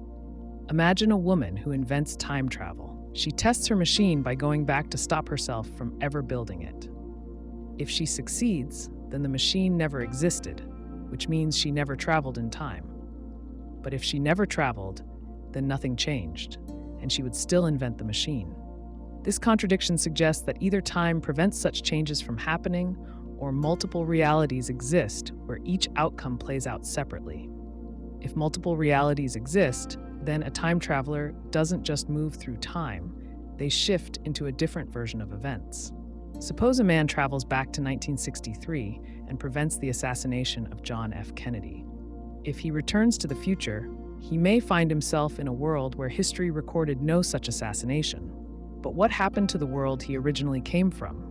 If he didn't change his own past, did he simply create a new timeline? If so, is he still the same person who once lived in a different version of history? Or is he now a copy of himself, living in a reality where the past unfolded differently? Some theories suggest that time travel doesn't change anything. Instead, all events are predetermined, and any action a traveler takes has already been accounted for. This means that if a person goes back to change history, their attempt will fail in a way that preserves the timeline. The traveler might try to warn someone of a future disaster, but their message gets lost. They might try to stop an event, but something else happens to ensure history stays the same. In this view, time is like a river that bends around obstacles, but never truly changes course. Other theories suggest that each choice creates a branching reality. If a traveler goes back and alters something, they don't erase the original timeline. Instead, they create a new one. The traveler now exists in a reality where their actions took effect, while the old reality continues unchanged. This raises a strange possibility. If each decision creates a new reality, does the traveler now exist in both? One version of them continues living in the unchanged past, while another version exists in the new timeline. If so, where does the original traveler go? Do they merge with the new version of themselves, or do they remain a separate entity? A person who keeps traveling through time may leave behind multiple versions of themselves. Imagine someone who travels back 100 years, lives in the past for a decade, then returns to the present. They have aged 10 years, but the rest of the world has moved forward as if they were never gone. Now suppose they do this repeatedly, jumping back and forth through time. If they visit the same event more than once, they might encounter another version of themselves. Do these versions recognize each other as the same person, or are they distinct individuals? Consider a case where a scientist sends a message to his past self, warning him of a mistake. His younger self reads the message and avoids the mistake. Now that the mistake never happened, there was no reason to send the message. But if the message was never sent, the younger self would have made the mistake. This cycle repeats indefinitely, with no clear answer as to whether the message exists or not. Now imagine that instead of a message, A traveler sends an entire object back in time. A musician receives a guitar from the future and learns to play it. He becomes famous, and decades later, he sends the same guitar back in time to his younger self. The guitar has no clear origin. It was never made. It simply existed in a loop. Where did it come from? This is an ontological paradox, one of many that arise when dealing with time travel. Schrödinger's traveler faces the problem of identity. If a traveler exists in multiple timelines, are they the same person? Suppose someone travels back and meets a younger version of themselves. They talk, they share experiences, and they learn from each other. But then the older version dies. The younger version grows up and eventually becomes the same traveler who once went back in time. Did the traveler die, or did they continue living through their younger self? If both versions exist at the same time, does that mean one is a copy? These questions have no simple answers. Time travel creates logical contradictions that force us to reconsider how reality works. If a traveler moves between timelines, they might find themselves in a world that looks like the one they left, but is slightly different. They may be the same person, but the people around them have experienced a different history. Perhaps their friends don't remember them. Perhaps their home is in a different place. These subtle shifts would make it impossible to know whether they had truly returned or had stepped into an alternate version of events. Some believe that time protects itself by making certain actions impossible. A traveler might try to change history, but always fail due to unforeseen consequences. This theory suggests that even if multiple realities exist, a traveler can never truly escape their own fate. Others believe that the very act of observing the past changes it, meaning that the moment a traveler arrives, they have already altered events. If Schrödinger's traveler exists in multiple realities, then every journey creates a new version of history. The traveler may believe they are the same person, but each trip through time separates them from their original self. Over time, they might lose track of where they came from. If they continue traveling, creating new versions of reality with every trip, they may never be able to return home, because home no longer exists as they remember it. In the end, time travel is not just a question of movement through time. It is a question of existence itself. If reality splits with every decision, then a time traveler must accept that each journey makes them a different person. They are both the traveler who left and the traveler who arrived, just as Schrödinger's cat is both alive and dead until the box is opened. Only by observing their new reality can they know which version they have become. A man stands at a crossroads. He can turn left or right. In one version of events, he turns left. In another, he turns right. If every decision creates a new timeline, then both versions exist. But which one is real? If every possible choice splits reality, does that mean there is no single truth? Time travel raises big questions about reality. The quantum branching paradox asks, if every choice leads to a new timeline, which one is the original? The answer depends on how we define reality. If reality means the world a person experiences, then every timeline is real to someone. But if reality means one single true version of events, things become more complicated. Imagine a woman invents a time machine. She travels back to the day before she was born. She meets her mother and convinces her not to have children. If her mother never gives birth, then the time traveler never exists. But if she never exists, she cannot go back in time to stop her own birth. This is a classic paradox. One way to resolve it is to say that time travel creates a new timeline. In one timeline, the woman exists. In another, she never does. She still exists in the original timeline, but the new one continues without her. This idea comes from quantum mechanics, where a particle can exist in multiple states at once until it is observed. Some scientists suggest that every decision creates a branching path. If you flip a coin, one timeline exists where it lands heads, and another exists where it lands tails. The same rule would apply to bigger choices. Every time a decision is made, reality splits. But if reality splits infinitely, it creates a problem. With so many possible versions, how do we know which one is real? A man wakes up in his bed. He remembers his life up to this moment. He believes he is in the same world he fell asleep in. But if every decision creates a new reality, how can he be sure? Maybe he took a slightly different path to bed than the version of himself in another timeline. Maybe a version of him exists in a timeline where he didn't wake up at all. If there are infinite versions of events, then personal identity becomes uncertain. A person might think they are the same individual they were yesterday, but in another timeline, they are slightly different. If time travelers can move between timelines, which version of them is the real one? If a person goes back in time and makes a change, do they return to the same reality, or do they enter a new one? A simple way to explain this paradox is with a card trick. A magician asks a spectator to pick a card. In one version of events, the spectator picks the Ace of Spades. In another, they pick the King of Hearts. If reality splits, both choices exist in separate timelines. But if the magician knew the trick's outcome, does that mean both realities were always there? Or does time travel create them? If time travelers can move between these branches, are they creating new realities or just traveling through existing ones? Now imagine something bigger. A scientist flips a switch to activate a powerful machine. In one reality, the machine works. In another, it fails. The consequences are huge. One timeline moves forward with new technology, while the other remains unchanged.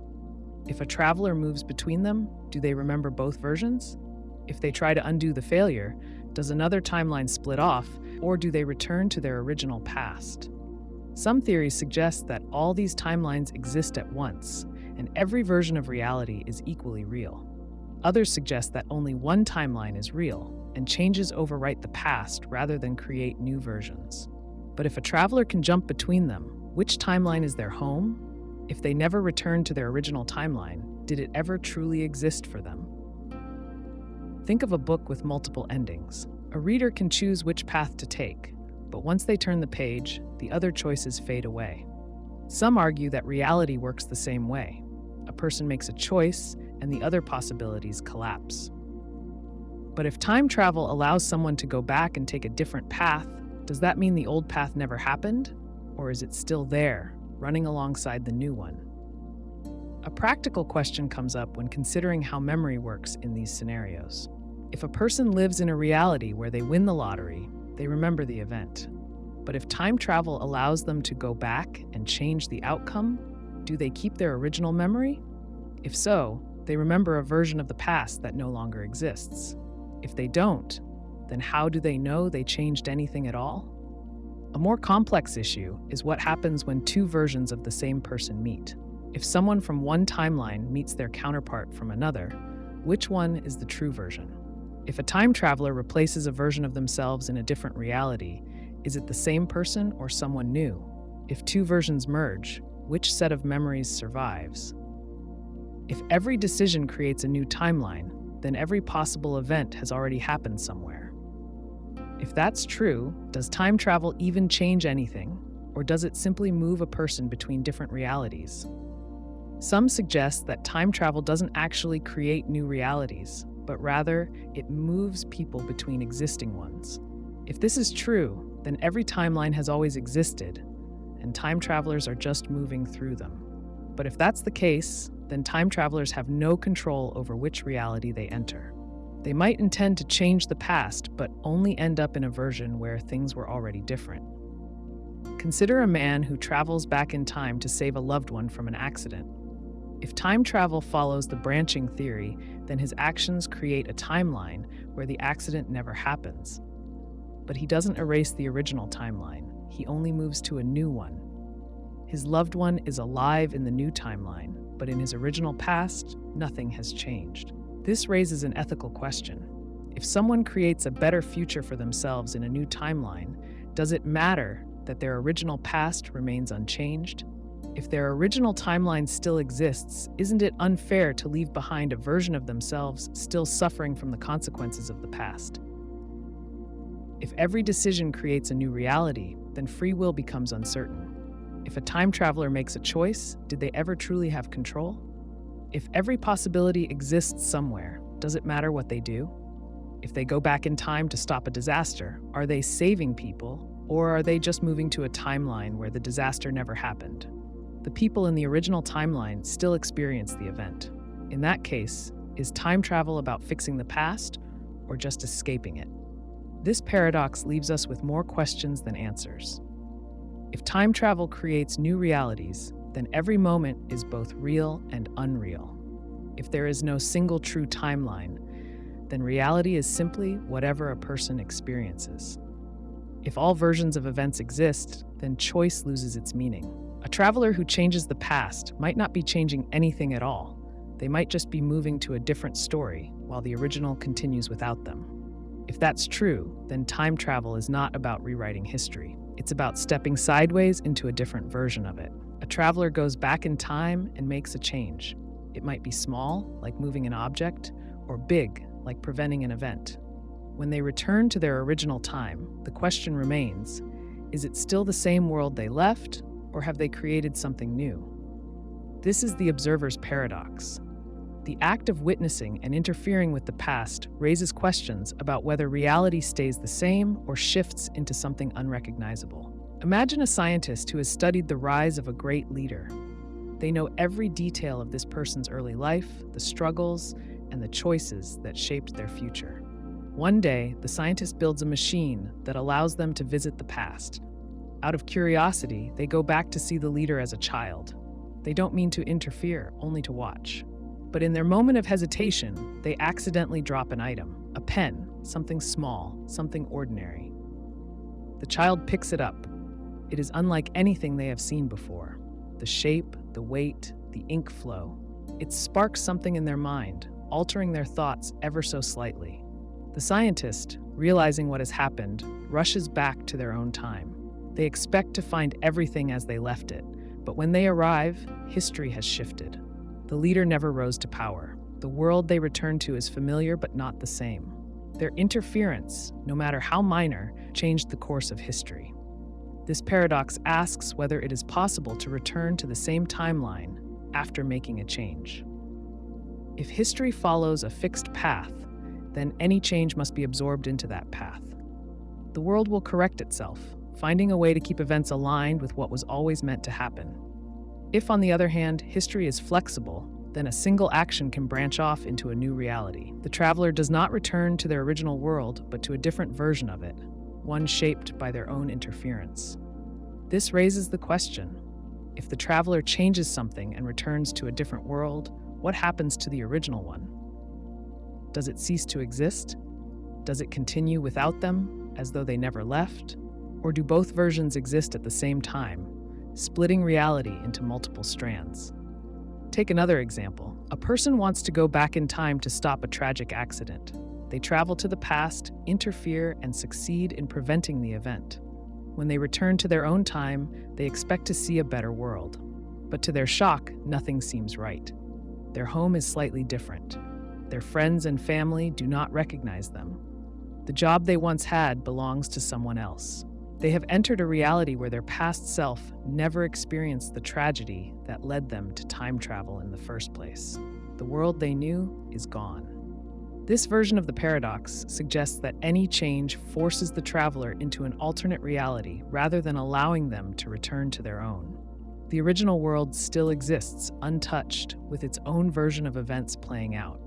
The traveler is now a stranger in a new timeline, one they created by their own actions. A different way to approach this paradox is to consider that changes to the past are impossible. No matter what the traveler does, history will not budge. Perhaps they try to warn someone about an event, but their message is lost or ignored. Maybe they try to block a path to prevent a crucial meeting, only to realize they have instead caused the very thing they were trying to stop. This theory suggests that time is self-correcting. It allows for observation, but not interference. In this version, the traveler can always return to their original timeline because nothing they do will ever matter enough to change it. They are simply watching history unfold, powerless to adjust its course.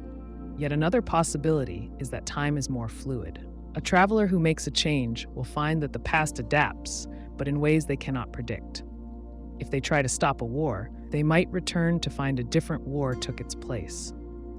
If they try to prevent the invention of a dangerous weapon, another form of destruction might emerge instead. This suggests that history is not a fixed path, but a living system that reacts and adjusts, maintaining balance in ways beyond human understanding. In this case, the traveler does return to their timeline, but it is not quite the same as when they left it. Their own memory remains unchanged, but everything around them has shifted. If we assume that time travel is possible and changes are allowed, then every act creates a new version of reality. A person who steps on a single blade of grass in the past might find that, over centuries, this one small action altered the future. It could be in ways so small they are unnoticeable, or in ways so massive they reshape civilization. A traveler may think they are only making a minor adjustment, but the ripple effect makes it impossible to predict the outcome. If the traveler is aware of the changes, that presents another problem. They now have knowledge of a world that no longer exists. They remember events that no one else does. In a sense, they become an outsider to their own time, disconnected from the reality they return to. This raises the question of identity. Are they still the same person if their past has been rewritten? If everything around them is different, but they alone remember how it once was, do they still belong in this world, or are they now part of something that no longer exists? Some believe that time itself resists change. If an observer interferes with history, time will find a way to push back. Perhaps the traveler will be unable to make a difference, or maybe they will be removed from existence as a way to keep events intact. This version of the paradox suggests that the past is not something that can be altered, no matter how much one tries. The observer's paradox is unsettling because it challenges our understanding of cause and effect. It raises the possibility that time travel is not just a journey, but a transformation. A traveler who interferes may find that they cannot return home, not because they are physically lost, but because their home no longer exists. Every small action carries weight, and once a change is made, there is no going back. The world the traveler knew is gone, replaced by a new one that they helped create. If the paradox holds true, then any interference, no matter how small, reshapes reality in unpredictable ways. The observer is not just a witness, but an architect of new possibilities, forced to live in a world that may no longer recognize them. In the end, the question is not just whether they return to the same timeline, but whether they ever truly belong to it in the first place. A man steps out of his time machine, expecting to find everything exactly as he left it.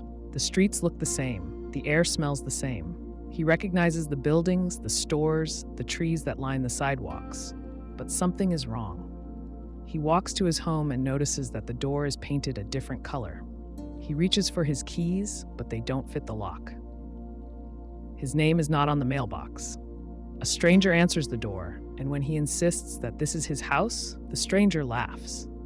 Alternate reality displacement happens when a time traveler returns to their present, but finds it changed in ways big or small.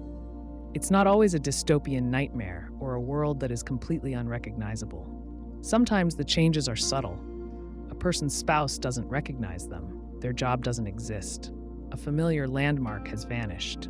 These changes suggest that their actions in the past created a separate timeline, one that is similar, but not quite the same as the one they left. A small change in history can have unexpected consequences. A time traveler might go back 50 years, drop a single coin, and find that the wrong person picked it up. That person's life changed in ways that rippled forward, touching events they never could have imagined. The traveler may not even remember what they did differently. But when they return, they find their world slightly off, like a puzzle where one piece doesn't fit. The more drastic the change, the more unsettling the experience. A traveler might leave from a city where they are a successful doctor, only to return and find themselves a complete unknown. Their house is occupied by someone else. Their office does not exist. People they once knew walk by without a flicker of recognition. If they search public records, they may find that their name is missing or that someone else is living the life they thought was theirs. Sometimes the differences are more abstract. A familiar book has a different ending. A historical event happened on a different date. A childhood memory is contradicted by the evidence around them. The traveler might begin to question whether they are imagining things, but deep down, they know that something is wrong. The reality they return to is not the one they left. One of the biggest challenges of alternate reality displacement is proving it happened. If a traveler tries to explain their experience, they are unlikely to be believed. People around them will insist that things have always been the way they are. Friends and family, if they still exist in this altered timeline, will dismiss their concerns as stress or illness. Even if the traveler remembers everything clearly, they have no proof that anything changed. Some travelers attempt to retrace their steps.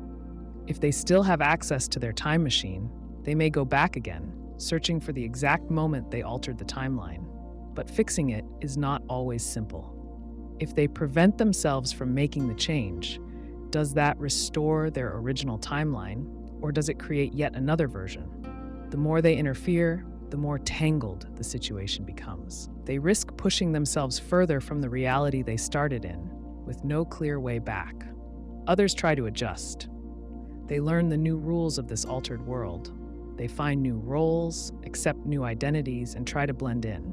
Some may even come to prefer this version of reality, realizing that it offers something better than the world they left behind. But there is always the lingering question: if they were to travel again, would they find yet another version? Would they ever be able to stop the shifting and find a place where they truly belong? Not all cases of alternate reality displacement involve dramatic, life-altering changes. Sometimes the differences are almost imperceptible. A traveler might return and feel a vague sense of unease, as if something is slightly out of place but impossible to pinpoint. A favorite song sounds just a little different. A familiar word is spelled in a way they don't remember. A friend recalls an event in a way that contradicts their own memory. These small inconsistencies may not be enough to convince anyone else, but to the traveler, they are signs that something has shifted. This phenomenon raises questions about the nature of time and reality. If a traveler alters a moment in the past, do they erase their original timeline completely, or does it continue to exist separately? If every small change creates a new branch of reality, how many versions of the world exist? And if a traveler keeps jumping between them, do they ever truly belong to any one version? Some theories suggest that every timeline continues to exist independently. If this is true, then a traveler who alters history does not destroy their original world. They merely leave it behind. The people in that original timeline continue on as if the traveler had vanished. Meanwhile, the traveler experiences the consequences of their actions in the new version. In this view, alternate reality displacement is not a glitch, but a natural outcome of time travel. Every change creates a divergence, and every divergence leads to a separate reality. This raises another unsettling possibility. If timelines do not merge, but instead multiply, then every time traveler leaves behind countless versions of themselves. One version steps into the machine and never returns. Another arrives in a changed world. Yet another travels back again, trying to correct their mistake, only to create yet another split. Each version of the traveler exists separately, unaware of the others, each believing they are the original. The psychological toll of alternate reality displacement is heavy. A traveler who realizes they have lost their original timeline may struggle with feelings of isolation and loss. Even if they find people who resemble their loved ones, they know these are not quite the same people. Their memories do not match. Their experiences do not align. The traveler may feel like a ghost, wandering through a world that should be familiar but is not. Some may try to return to the past over and over again, hoping to correct the divergence. Others may resign themselves to the fact that there is no true way back. Stories of alternate reality displacement appear throughout history, sometimes as myths, sometimes as unexplained mysteries. People claim to have woken up in a world that does not match their memories. They describe details of their lives that no one else remembers. Some believe they are experiencing a trick of the mind, a misfiring of memory. Others suspect they have slipped into another version of reality, the result of a shift they can neither explain nor undo. A time traveler who steps into the past does so with the assumption that they can return to their original world. But time is not a straight road. It is a web of possibilities. And once someone begins to alter its strands, they may find themselves tangled in a reality they never intended to create. Some may embrace the change, accepting their new world as their own. Others may spend their lives searching for a way back to a past that no longer exists. Either way, the journey is irreversible, and the traveler must find a way to live with the consequences of their own footsteps. A man invents a time machine. He steps inside, sets the dial to 50 years earlier, and presses the button. The machine hums, the air shimmers, and in an instant he arrives in the past. He has a goal. He wants to change history, but only in the smallest way possible. He isn't looking to erase the future or create an alternate reality. He only wants to nudge the timeline, just enough to see if he has any influence at all. He reaches into his pocket and takes out a coin. It's a dime from his own time, a coin that doesn't exist yet in this past world. He places it on a park bench. It's a tiny change, barely anything, a single small object left where it shouldn't be. He waits, watching people pass by, wondering if this minor act will ripple through time. A child sits on the bench and picks up the coin, studying it with curiosity. She turns it over in her hands and pockets it. In that moment, something changes. Perhaps it's imperceptible. Maybe her father now arrives home 1 minute later than he would have. Maybe nothing at all seems different. The traveler waits and then returns to his own time. When he arrives, the world looks the same. The buildings stand where they should. His house is still on his street. His name is still in the history books. He exhales. His action in the past didn't break anything. But what if the change had been smaller? What if, instead of leaving a coin, he had only moved a grain of sand? Would that have done anything at all? He decides to test this. He returns to the past again. This time, he finds a beach. He crouches down, pinches a single grain of sand between his fingers, and flicks it half an inch to the right. Then he leaves. Back in the present, nothing has changed. Not a single detail. This time, he isn't surprised. The movement of a grain of sand is too small an action to shift history. But he isn't satisfied. What if he moves 2 grains? 10? 100? He tries again and again, each time adjusting something just slightly more than before, never making a drastic move. He does not topple empires or prevent births. He does not hand over great secrets to people ahead of their time. He only makes small, precise movements. At what point does the change take hold? If 1 grain of sand is not enough, what about 10, 100, 1,000? Where is the threshold? The traveler finds himself caught in an impossible question. If change must come from an action, then at what scale does an action begin to matter? And if no single small action can ever truly shift history, then is time travel itself powerless? This question mirrors an old paradox, one first posed by the philosopher Zeno. If a man wants to reach a wall, he must first cross half the distance. Then he must cross half of what remains. Again and again, he must cut the distance in half, forever. If he must always cross a smaller remaining distance, how can he ever truly reach the wall? The paradox suggests that movement itself is an illusion. And now, standing in the present, the time traveler wonders if change works the same way. If he can always reduce the impact of his actions, can he ever truly alter time? Frustrated, he shifts strategies. He tries to add rather than move. He carves his initials into a tree. He whispers a phrase to a stranger, hoping they will repeat it. He removes a single book from a library shelf and places it 1 spot to the left. But each time he returns, the present remains exactly as it was. He can make small changes forever, but if none of them are enough to make a difference, then does he make a difference at all? He grows desperate. He decides to make a slightly larger change, but only slightly. He spills a drop of ink onto an important document. He shifts the time on a clock by 1 second. He bends a blade of grass in the opposite direction. Still, the world refuses to move. He feels as though time is toying with him, as if history is a machine that self-corrects. Maybe the past is not something that can be rewritten. Maybe it is solid, like stone, and he is only brushing dust from its surface. The traveler tries one last time. He goes back to the earliest moment he can reach. He finds a quiet spot and breathes. He lifts his hand and waves it through the air. This, he thinks, is the smallest change possible. A movement with no object, no result, no direct impact. But air molecules shift, currents change. A breeze that would have passed one way now drifts another. Something must come from this, mustn't it? If chaos theory is true, if the butterfly effect holds weight, then even this should cause a ripple. But when he returns to the present, everything is as it was. He He sits down. He thinks.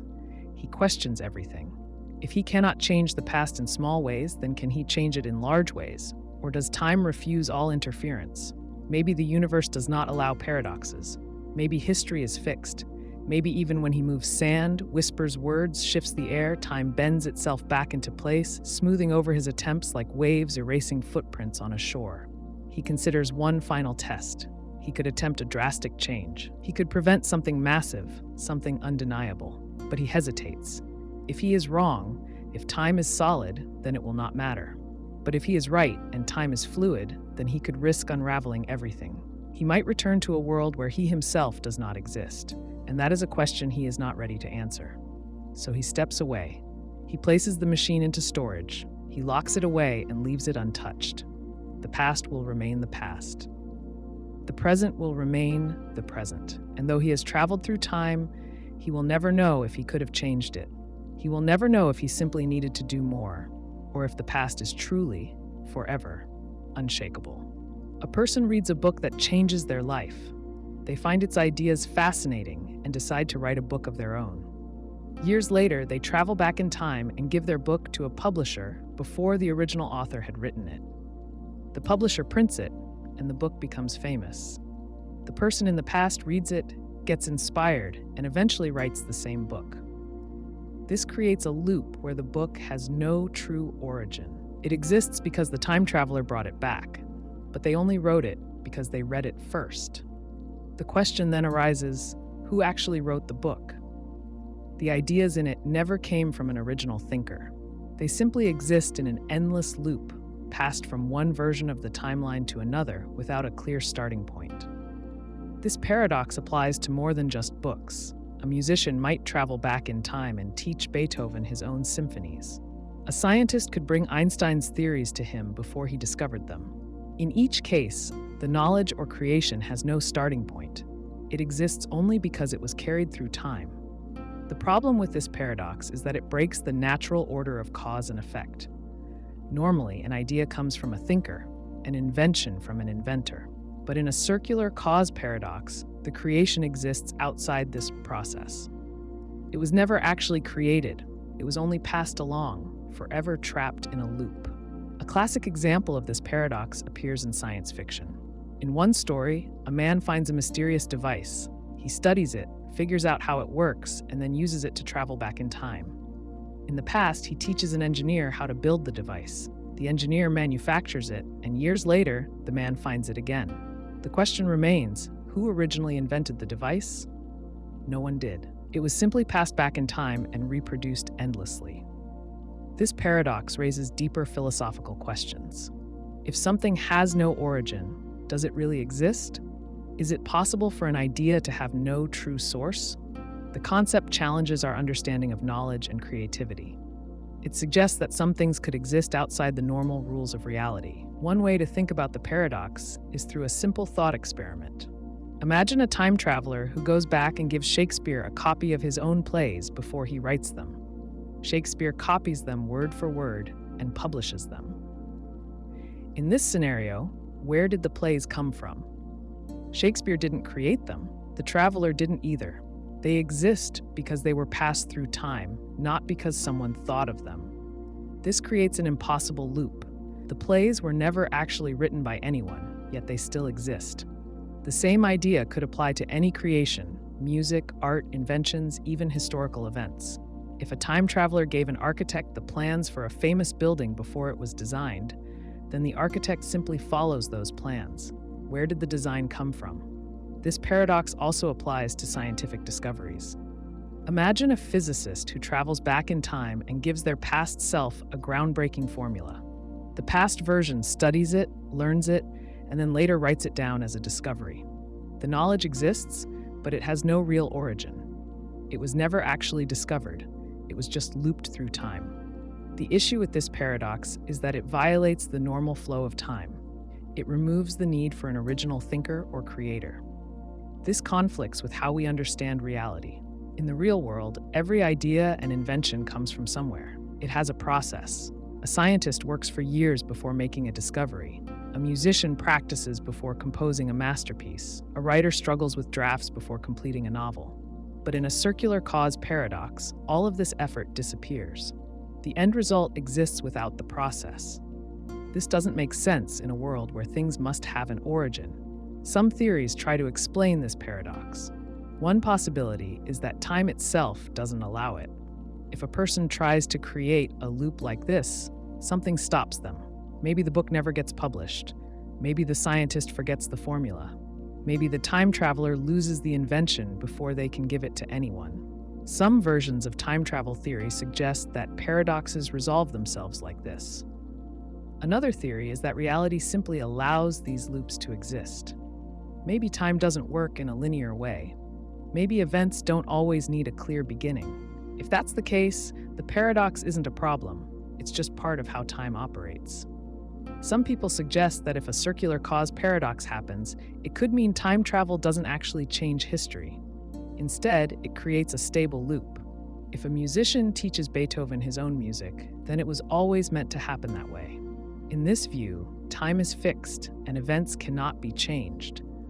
They only play out in loops that were always part of history. This idea appears in many stories. A person goes back in time to stop an event, only to realize that their actions caused it in the first place. They didn't change history, they became part of it. This is another form of the paradox. The person only acted because they knew what was going to happen, but their actions ensured that it did happen. One famous example is a time traveler who tries to stop a war. They go back and warn people about an upcoming battle. Their warning spreads fear, which leads to increased tensions. This causes the war to break out exactly as history recorded it. The traveler didn't prevent the war, they caused it.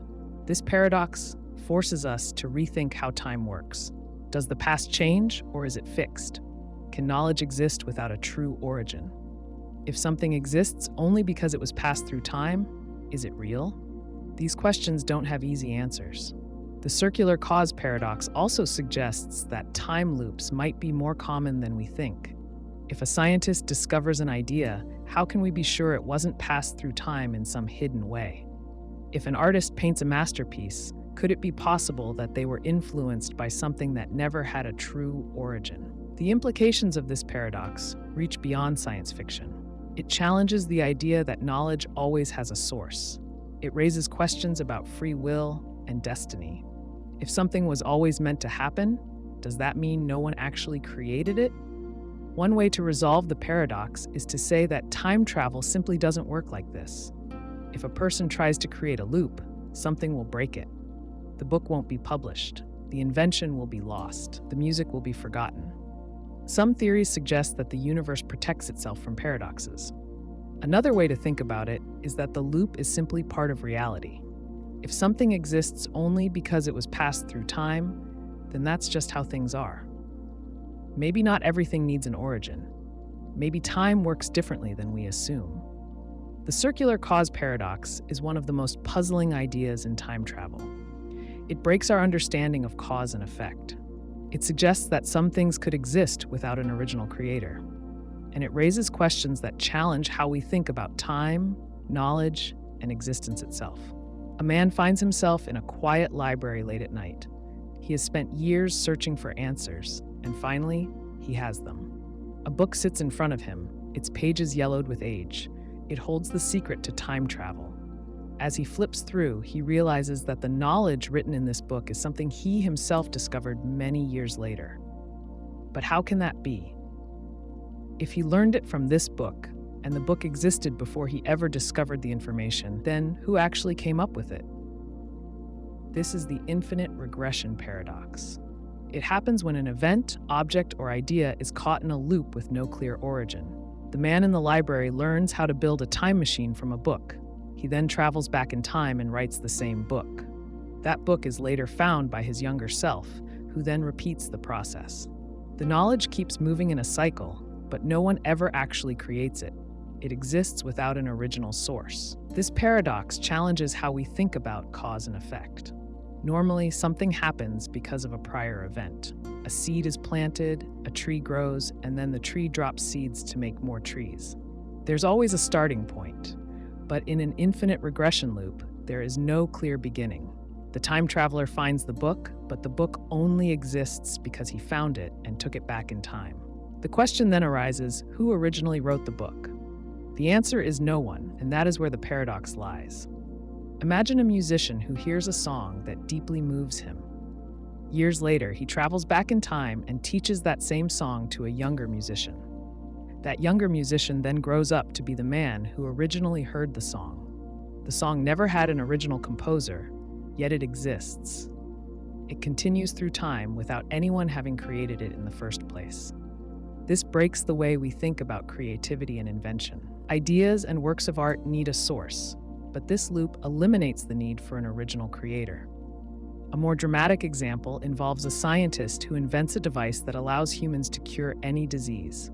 She then travels back in time and hands the invention to her younger self. That younger self studies it, refines it, and eventually presents it as her own work. The device exists and it helps millions of people, but no one actually invents it from scratch. It has no point of origin. The knowledge exists, but it was never truly discovered or created by anyone.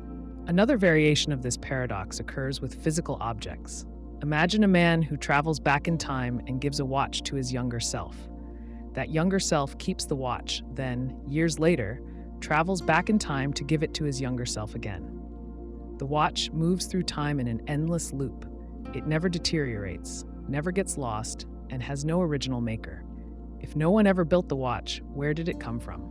The paradox suggests that time travel could allow objects to exist indefinitely without anyone having to create them. This raises questions about conservation of matter and the laws of physics. This problem also applies to information. Consider a historian who travels back in time with a famous speech, such as the Gettysburg Address. He hands it to Abraham Lincoln before Lincoln ever writes it.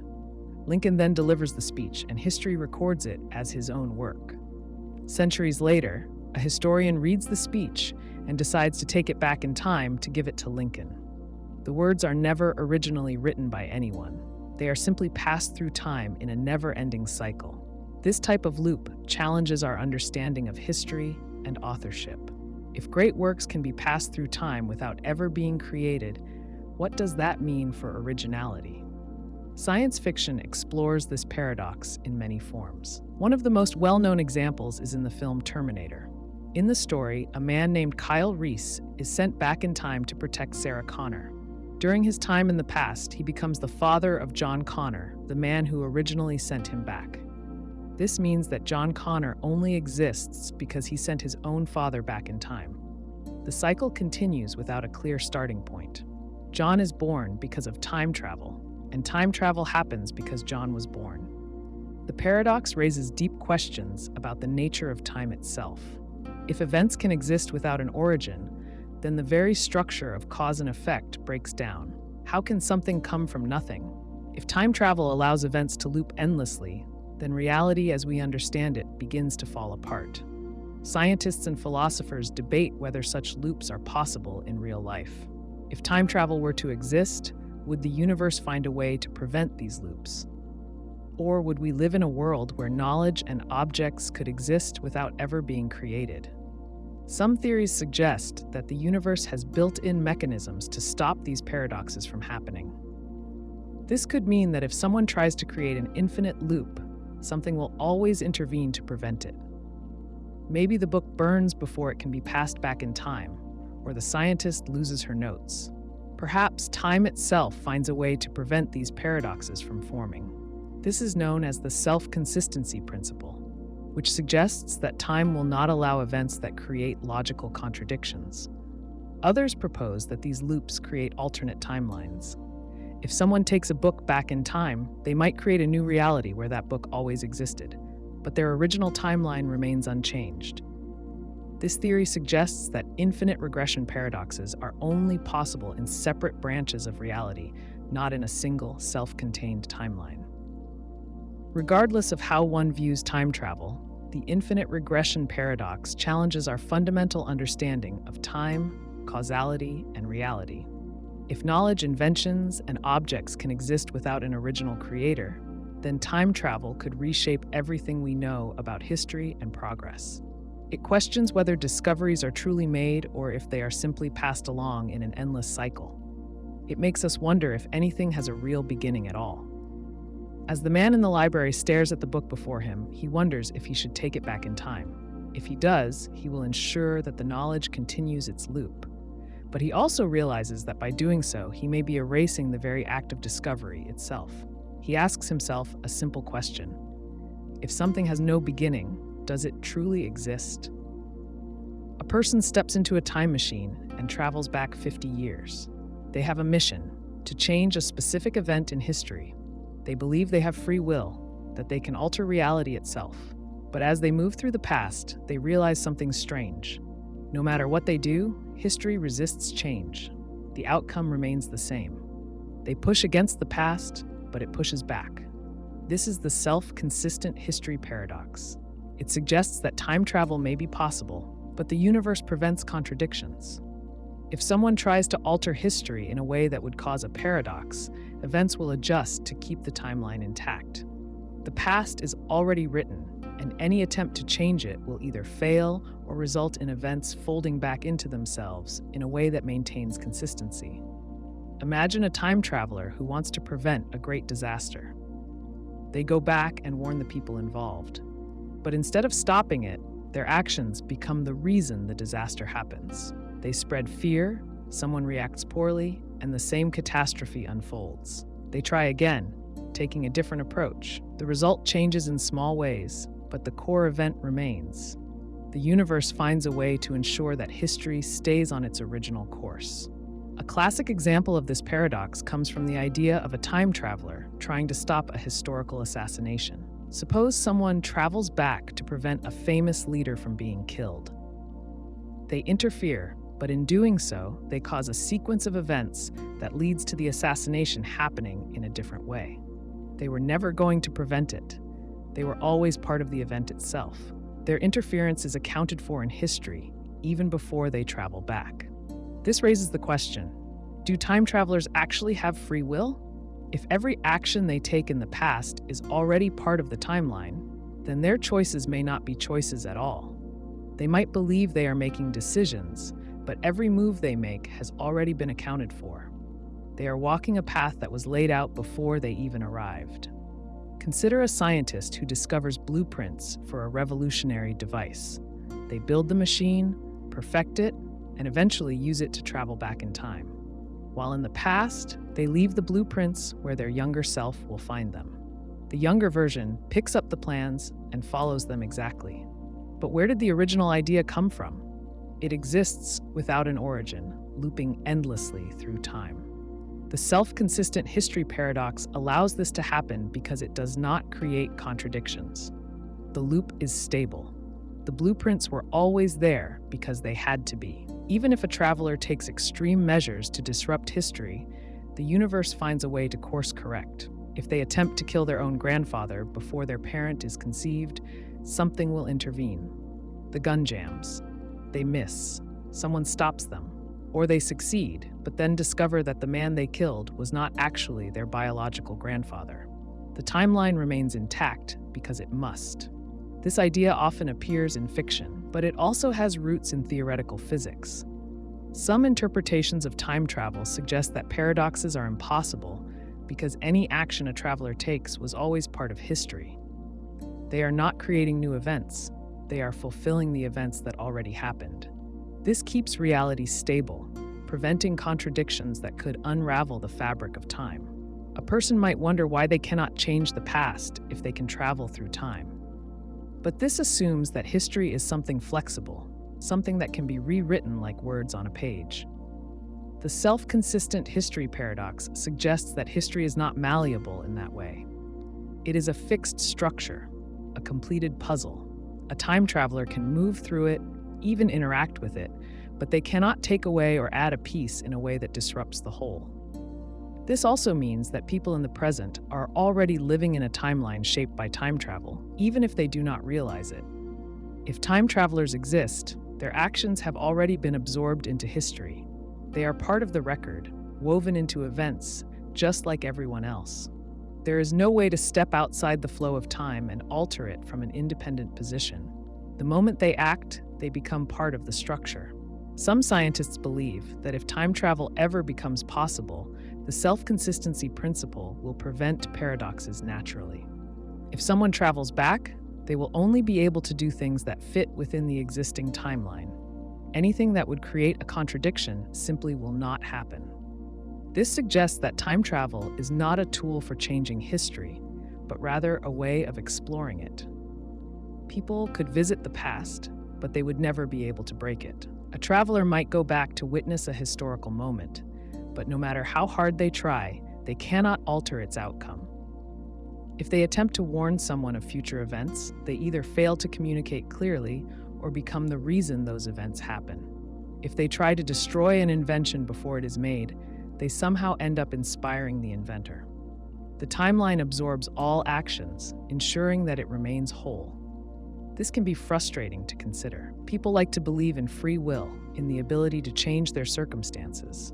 The idea that time is a closed loop, that all events are already set, can feel restrictive, but it also offers a kind of stability. It means the past is reliable. It means the world operates on consistent rules. There are no paradoxes because the universe does not allow them. A person who stumbles upon a time machine might feel powerful at first. They think they can undo mistakes, fix regrets, shape reality. But the more they try to exert control, the more they realize they are not rewriting anything. They are following a script, a story where their actions were always part of the past. They are not breaking the rules of time. They are discovering them. The self-consistent history paradox does not prevent time travel. It simply makes it clear that travelers are not above history. They are part of it. They may believe they are making choices, but those choices have already been made. They were always going to happen exactly as they do. And that is why the timeline remains intact, no matter how much someone tries to change it. A man steps into a time machine. He intends to change a decision he regrets, something that has shaped his entire life. He activates the machine, and in an instant, he is years in the past. The world around him looks as he remembers, yet he knows something crucial. He is different. He carries knowledge of a future that, if he succeeds, will never happen. The paradox begins the moment he takes his first step. Memories shape decisions. Every choice a person makes is influenced by past experiences. A time traveler, however, carries memories from a timeline that no longer exists. He may remember a war that he hopes to prevent, but if he succeeds, that war never happens. This raises a question. How can he remember something that never took place? His knowledge comes from an erased history, but the information remains in his mind, influencing his actions. Imagine a woman who discovers that an invention will lead to disaster in 100 years.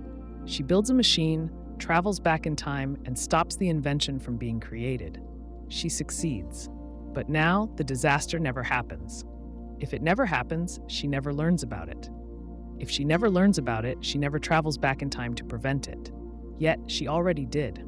This contradiction leaves her in a strange position. She remembers an event the world has forgotten. The information that shaped her actions has no origin anymore.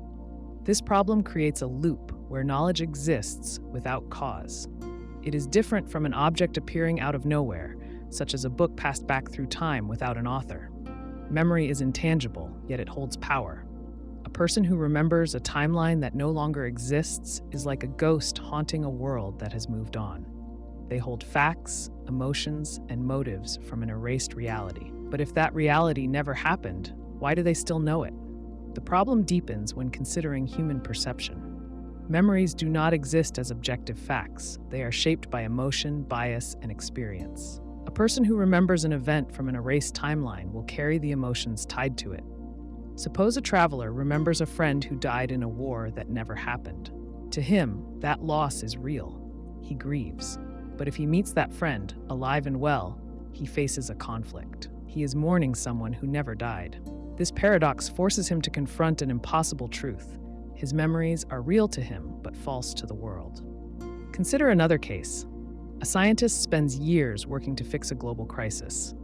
After many failures, she decides that the best solution is to go back and prevent the crisis from ever happening. She succeeds, returning to a future where everything is fine. But her life's purpose was shaped by the disaster. Her skills, her knowledge, her experiences all came from solving a problem that no longer exists. Without the crisis, she never needed to learn those things. yet she still knows them. She exists as a person shaped by a past that is now impossible. This paradox also raises ethical questions. If a traveler has knowledge of events that no longer exist, can they share that knowledge? Suppose someone prevents a war. In their memory, thousands died. Now, in the new timeline, those people are alive. Can the traveler tell them what happened in the erased version of reality? Should they? The information they hold is both true and false at the same time. If they explain what they remember, they create a dilemma. They know events that never occurred, but to them, they did. If they remain silent, they live with memories no one else can understand. If they speak, they risk altering reality again, possibly creating more paradoxes. The paradox also challenges the nature of self. A person is a collection of experiences. Every moment, every choice, and every event contribute to who they are. If someone changes history, do they remain the same person? A traveler who prevents a tragedy may still carry the pain of it, but if the tragedy never happened, where does that pain come from? Their identity was shaped by an event that no longer exists. If they remember something that the world has forgotten, are they still part of that world? This issue becomes even more complex if the traveler interacts with people who once experienced the erased events. If a mother loses her child in one timeline, but then prevents that loss through time travel, the child is alive. But the mother remembers losing them. She carries the grief, the pain, the lessons learned from that loss. To the child, nothing ever happened. They do not understand why their mother looks at them with sorrow. She remembers what the world has erased, and that knowledge separates her from those around her. Another challenge of this paradox is continuity. A traveler changes history but retains memories of the old version. If memory is tied to the brain, and the brain is part of the body, then why doesn't history rewrite the traveler as well? If time resets, why does their mind remain unchanged? If reality alters around them, why do they remain a witness to something that never happened? This suggests that time travel separates memory from causality. A traveler exists outside of normal rules, carrying a past that no longer belongs to the world they inhabit. This paradox appears in many stories. In one scenario, a traveler stops a crime before it happens. They remember the criminal, the victims, and the suffering caused by the act. But in the new reality, there was no crime. The criminal never committed the act. The victims never suffered. Yet the traveler holds knowledge that no longer has a place. The crime shaped their actions, but the world has no record of it. Their memory is a remnant of something erased, leaving them alone with knowledge that is both real and false. The paradox also affects motivation. If a person changes the past, what happens to their reason for traveling? Suppose a man builds a time machine to save his family from disaster. He succeeds. His family is safe. But if the disaster never happened, he has no reason to build the machine. If he never builds it, he never travels back to prevent the event. Yet he already did. His purpose is gone, but his memory remains. He remembers why he traveled, even though that reason no longer exists. The memory paradox reveals a fundamental problem with time travel. If someone retains knowledge from a past that no longer exists, they live in contradiction. They carry the weight of events that history has removed. They exist as a remnant of a world that never happened. This creates a divide between them and reality, separating them from those who never knew the past they remember. It also raises questions about identity, purpose, and truth. If memories shape a person, but those memories come from an erased timeline, what does that make them? A traveler is left with an impossible burden: to remember what the world has chosen to forget. Time travel has fascinated people for generations. Whether in science fiction or theoretical physics, the idea of moving through time creates endless questions. One of the biggest challenges with time travel is the issue of energy and matter. If a person or object appears in the past, where does the extra energy and mass come from? This problem, known as the energy paradox, raises fundamental questions about the laws of physics and the nature of time itself. Imagine a person using a time machine to travel from the year 2100 to 1950. The person, their clothing, and the machine all contain mass. When they arrive in 1950, that mass has to come from somewhere. If energy cannot be created or destroyed, then their arrival would disrupt the balance of matter in the universe. The question is whether this extra matter is pulled from somewhere else or if it creates an inconsistency in physics. One way to think about this is through conservation laws. Physics tells us that energy and mass stay constant in a closed system. If the universe is a closed system, then adding new matter breaks that rule. The sudden appearance of a time traveler would be like dropping an extra rock into a pond without pulling it from anywhere. The total amount of matter increases without explanation, creating a contradiction. Some theories try to get around this problem by suggesting that time travel doesn't add new mass. Instead, it displaces mass from another place or moment. If a person travels from 2100 to 1950, perhaps their mass disappears from 2100 at the exact moment they leave. This explanation works if time is like a single unbroken thread. Moving down the thread means taking mass from one end and placing it in another. But even if this happens, there's still an issue with location. The Earth moves through space at thousands of miles per hour. If someone time travels but does not account for movement, they might appear in empty space rather than the intended time and place. Some theories propose that time travel creates an exchange of matter. If a traveler arrives in 1950, then an equal amount of matter must disappear from that time. This idea maintains balance but introduces another issue. Where does the missing matter go? If it moves forward in time, then something from 1950 would need to suddenly vanish, creating chaos. Objects or even people might disappear to compensate for the arrival of a traveler. This would make time travel dangerous, as every trip would cause unpredictable shifts in mass. Another possible explanation involves parallel universes. If time travel works by moving to a separate, branching timeline, then mass is not added to the same universe. Instead, the traveler arrives in a copy of the past where their presence does not break any physical laws. The original universe remains unchanged. This avoids the problem of extra matter appearing, but it leads to other questions. If every trip creates a new universe, does that mean infinite realities exist? Does each action create another split? And if so, what happens to the original traveler? Do they merge with a new version of themselves, or do multiple copies now exist? One of the biggest issues with the energy paradox is how it affects the stability of the universe. If time travel adds or removes mass without explanation, then reality itself could break down. Even small changes in mass can have significant consequences. The extra energy from a traveler appearing might create an explosion or a black hole. This is because the sudden appearance of matter concentrates energy in one place, disrupting equilibrium. If energy is borrowed from somewhere else, it might create a deficit, leading to collapse in another part of the universe. Some scientists suggest that natural laws prevent these contradictions. They argue that time travel might not be possible because it would violate conservation laws. In this view, the universe does not allow paradoxes, and any attempt at time travel would fail. The method of failure is uncertain. A time machine might never turn on, or travelers might find themselves blocked by unknown forces. This idea aligns with the self-consistency principle, which suggests that time travel cannot create contradictions. If something would break physics, then it simply cannot happen. There are also theories involving exotic matter and energy fields. Some physicists suggest that negative energy or unknown particles could allow time travel without adding mass. If time travel works by bending space-time rather than inserting new mass, then the issue of extra matter might not exist. This approach relies on speculative physics, including wormholes and quantum fluctuations. It suggests that time travelers do not truly move through time, but instead use distortions in space-time to shift their position. If this is true, then their mass might be redistributed rather than appearing from nowhere. A practical way to examine this problem is through simple thought experiments.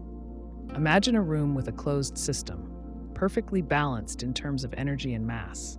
If a person suddenly appears in that room from the future, where does their mass come from? The energy required to create them must come from somewhere. If it is pulled from the surroundings, then the temperature of the room might drop, or objects might lose mass. If it is borrowed from another part of the universe, then that location would experience a loss. The mechanics of this process remain unexplained, making time travel difficult to reconcile with physics. The energy paradox also affects the idea of multiple travelers. If one person appearing in the past creates a mass imbalance, what happens with large numbers? If an army travels back in time, does the past gain a massive influx of energy? This could change planetary orbits, disrupt ecosystems, or even affect nuclear reactions. If entire civilizations could move through time, the sheer weight of matter shifting would throw off universal balance. The effects would be catastrophic, suggesting that either time travel is impossible or it requires limits. One possible resolution is the idea that time travel works only in closed loops. If a person can only travel to a moment where they already existed, then no extra matter is added. This aligns with certain interpretations of quantum mechanics, where the timeline self-corrects to prevent contradictions. If someone tries to travel to a time where they did not exist, they might be blocked or redirected. This keeps conservation laws intact while still allowing for limited time travel. Imagine a man named Daniel. He builds a time machine in his garage and decides to travel back one day. When he arrives, he sees himself from the previous day. The version of himself that traveled back is now an extra copy, a duplicate that shouldn't exist in the original timeline. This is where the paradox begins. Daniel now exists twice at the same moment in time. The first version is the Daniel who lived naturally through time, unaware that another version of himself would appear. The second version is the one who traveled back and now coexists with his past self. Nothing stops them from interacting. They can talk, share memories, and even plan future actions. But what happens when this time-traveling Daniel decides to do it again the next day? He steps into his time machine and once more travels back to the previous day. Now there are 3 of him. This process can repeat indefinitely. Each time Daniel travels back, he creates another version of himself in the same moment. If he does this every day, the number of Daniels keeps increasing. By the end of a week, 7 versions of Daniel exist in the same period, all originating from different points in the timeline but converging on a single day. The question becomes, how many Daniels exist, and is there any limit to this duplication? In a simple scenario, the number of Daniels depends on how often he travels back. If he does it once, there are 2. If he does it daily for a week, there are 7. If he keeps going for years, the number becomes staggering. The paradox emerges when considering what this means for identity, continuity, and the rules of the universe. If a person can create infinite copies of themselves just by looping through time, then time travel isn't just about moving through moments, it becomes a method of self-replication. The practical problems of this paradox stack up quickly. Food, shelter, and resources become concerns. Imagine Daniel's house filling up with Daniels, each needing a bed, meals, and space to exist. If each version of himself behaves independently, their interests may begin to diverge. Some versions might want to leave, while others insist on staying. Arguments could break out. With more Daniels present, cooperation becomes harder. Even if they agree to take turns using the time machine, they're still multiplying at an alarming rate. Another problem emerges. What if one of these Daniels makes a different choice? Say one version decides not to travel back the next day. That means future Daniels expecting to appear will not exist. Does that erase them? Or do they continue on, even though the timeline that created them has changed? The paradox questions whether time travel allows a person to clone themselves endlessly, or if the universe corrects itself to prevent such an outcome. Some theories suggest that time might resist this type of duplication. The universe could have a mechanism that prevents more than one version of a person from existing simultaneously. Maybe time travel erases the original when the traveler moves back, ensuring only one version exists at a time. This would mean that when Daniel travels back a second time, the first time traveling Daniel disappears, replaced by the latest version. However, if this were true, then what happened to the previous Daniels? If a traveler's past self vanishes upon their arrival, does that mean their memories should also disappear? Would they suddenly forget the entire experience? If memory remains intact, then something still carries over despite the universe's correction. Another explanation could involve parallel timelines. Each time Daniel travels back, he doesn't actually enter his own past, but instead shifts into a slightly different version of reality. In this case, each Daniel exists in a different universe, never truly interacting with past selves in their own timeline. This avoids the paradox, but raises a new issue. How does Daniel know which timeline he is in? And if he keeps creating new versions of reality, does the original timeline continue without him, or does it cease to exist? One of the most famous fictional examples of this paradox comes from the movie Looper. In the film, assassins called loopers kill targets sent from the future. However, if a looper fails to kill their future self, both versions exist in the same timeline, leading to chaos. The film suggests that time tries to correct itself, but struggles when multiple versions of the same person occupy the same moment. Another example is Back to the Future Part 2, where Marty McFly encounters himself from an earlier trip. His presence doesn't erase his past self, but instead creates a scenario where both versions coexist, making the timeline fragile and susceptible to change. If a person could clone themselves through time travel, it raises ethical concerns as well. Would each version be considered an individual, or are they all just extensions of the original? If one of them commits a crime, who is responsible? If one version dies, do the others feel it? If the original Daniel was married, does each copy have the same claim to his spouse? These questions highlight how the paradox isn't just about numbers. It challenges identity, responsibility, and the basic structure of personal existence.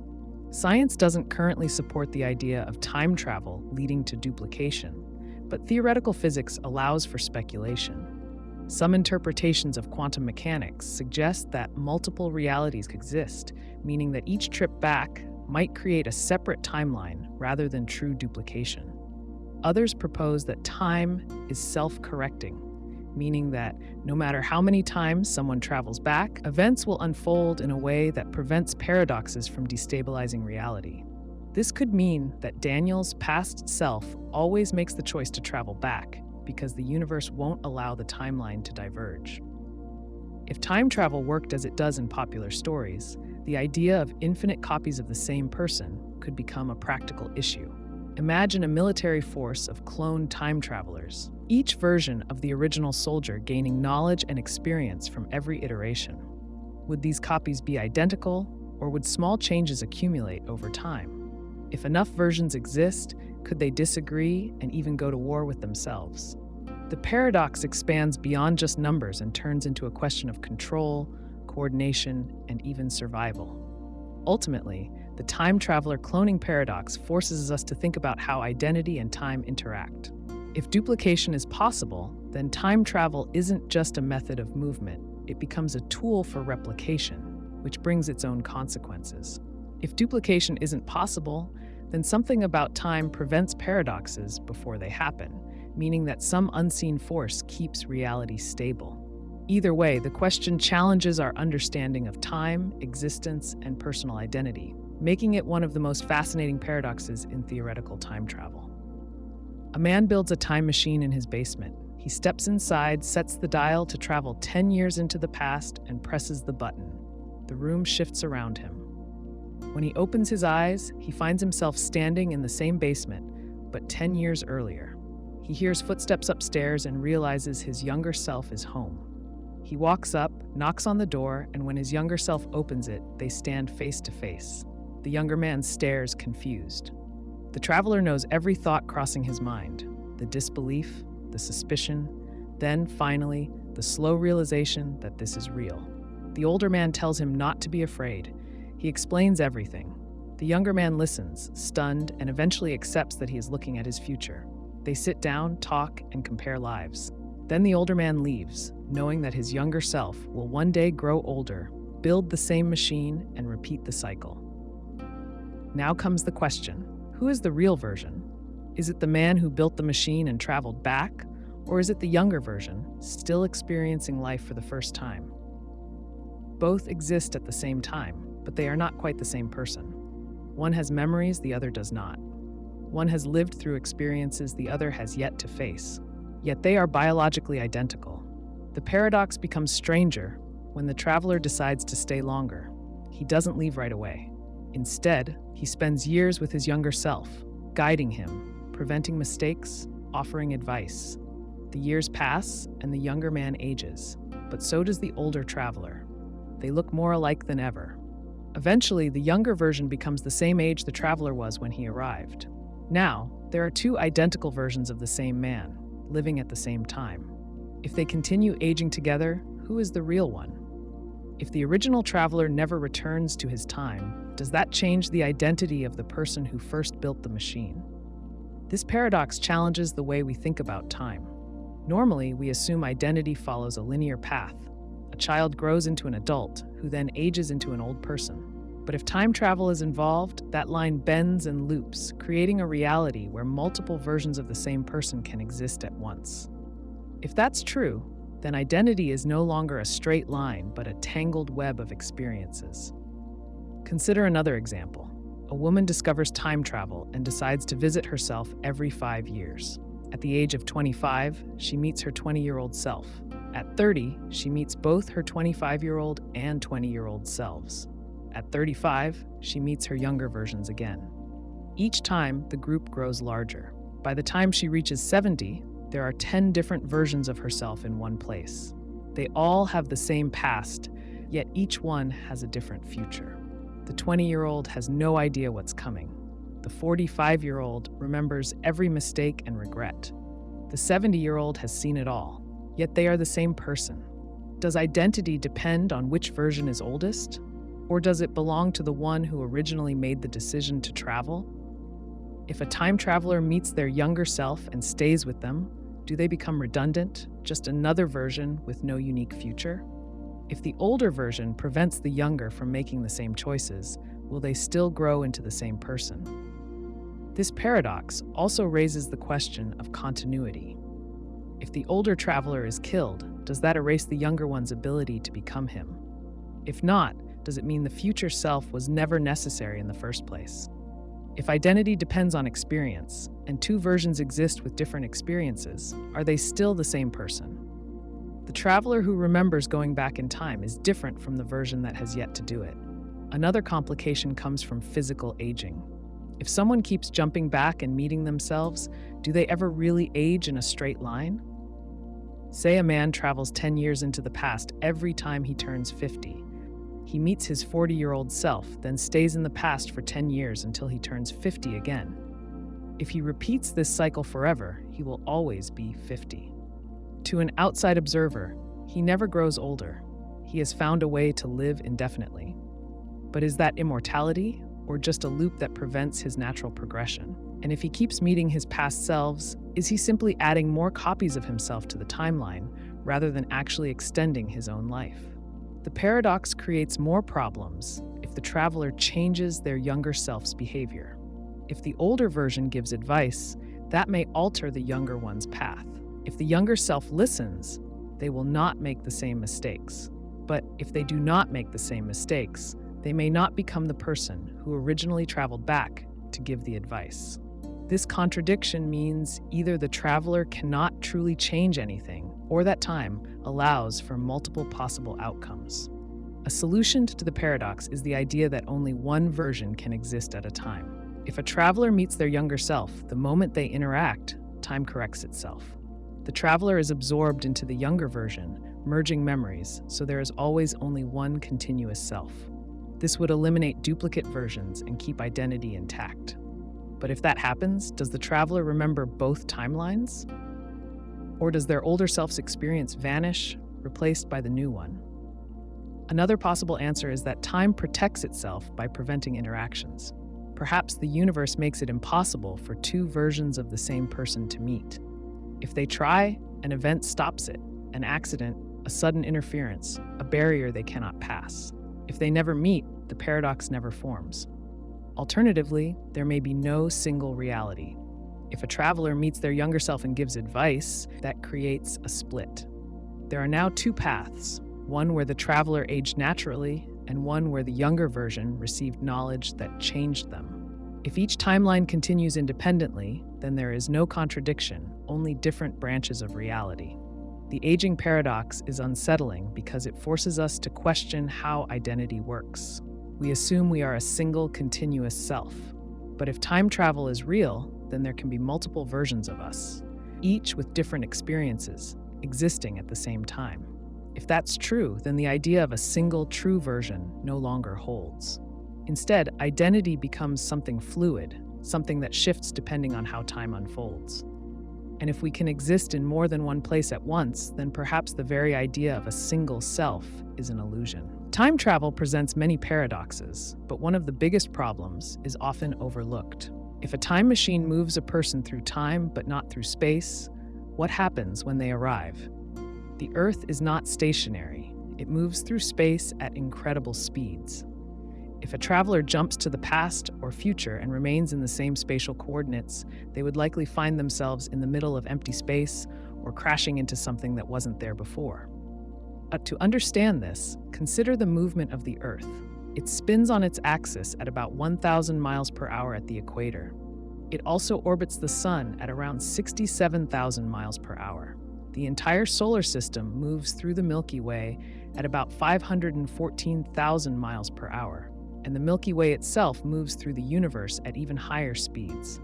Every second, the Earth is in a different place in space. If a time traveler stays in the same position relative to their starting point, they will not arrive where they expect.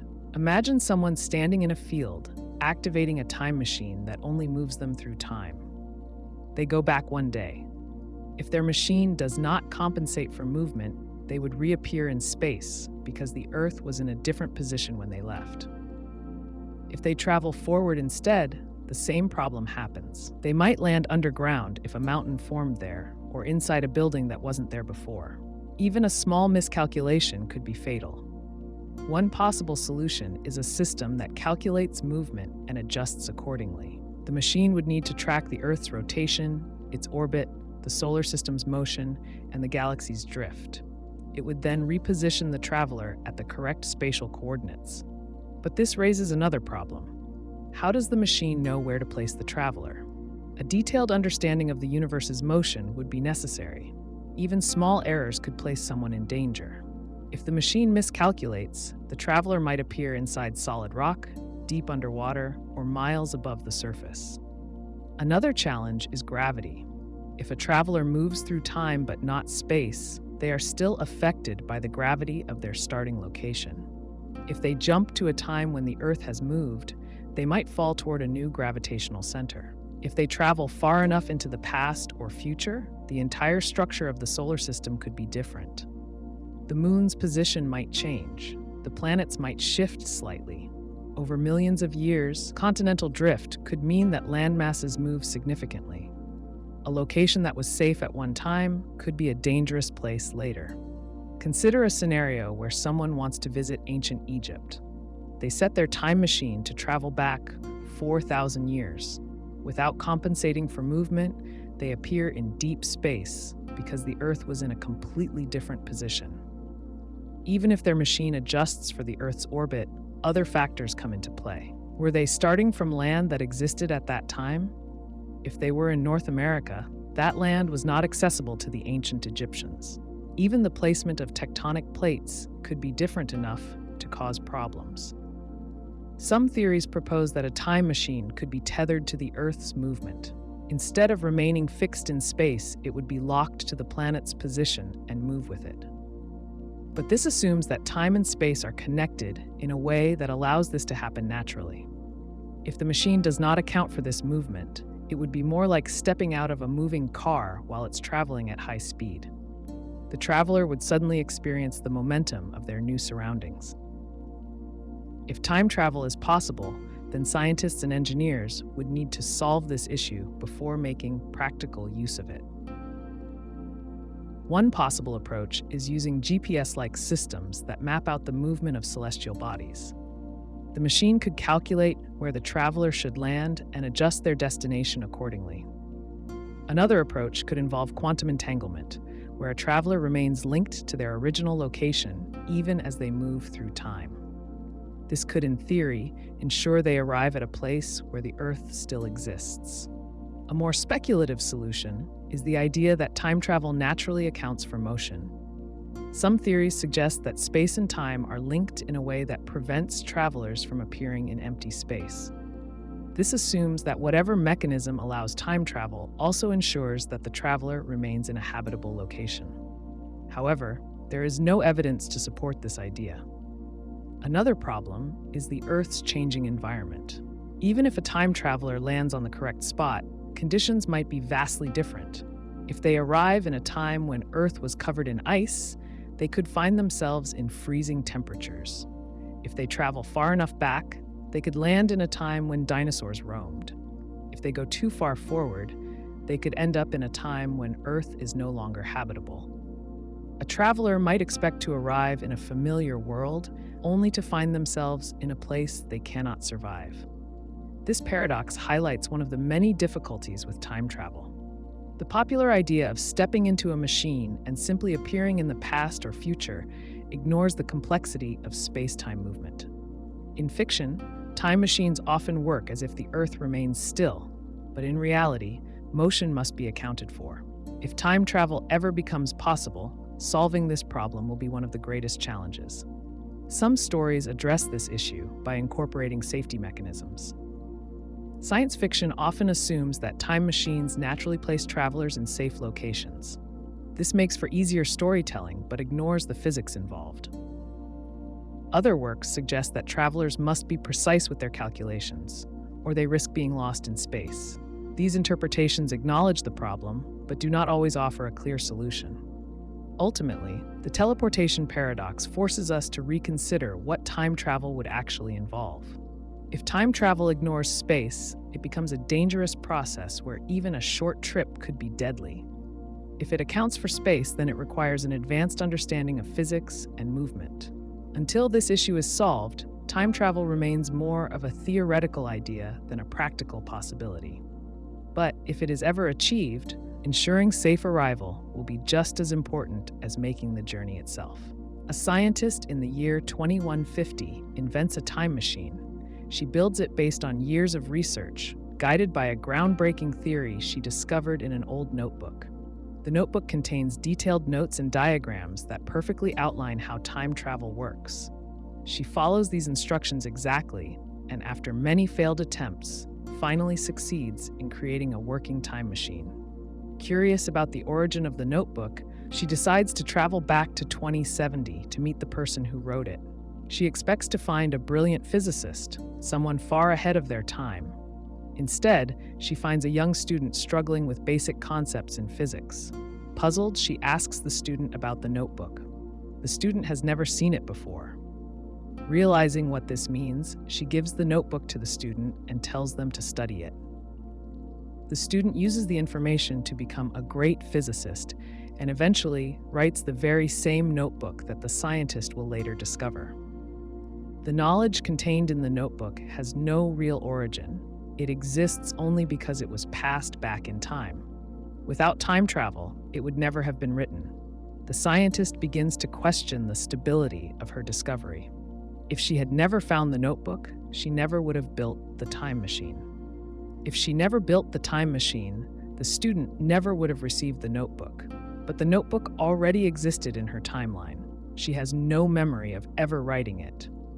This loop means the knowledge has no beginning, yet it still exists. Wanting to test the limits of time travel, she decides to see what happens if she prevents the notebook from ever reaching the student. Instead of giving it to them, she burns it. Now, the student never learns the information that would lead them to write the notebook. Without that, they never become the physicist who records the knowledge, and the scientist never finds it in the future. Now comes the paradox. If the notebook no longer exists, how did the scientist build the time machine in the first place? She remembers reading the notebook, following its instructions, and building the machine, but that should now be impossible. The instructions came from a source that no longer exists. Her memory remains, yet the cause of those memories has been erased. This contradiction breaks the consistency of time. One possible resolution is that the timeline self-corrects. The scientist finds another way to invent time travel. Maybe she rediscovers the theory through other means. Maybe someone else writes a different version of the notebook. Time resists the paradox and adjusts to maintain stability. Another possibility is that the moment she burns the notebook, her machine vanishes. The act of erasing the source of her knowledge erases everything that depended on it. The moment she tries to travel back to her own time, she finds that her machine no longer exists. Worse, she may no longer exist either. If her invention led to her own success or even her own birth, she could disappear along with it. A more extreme outcome is a collapse of reality.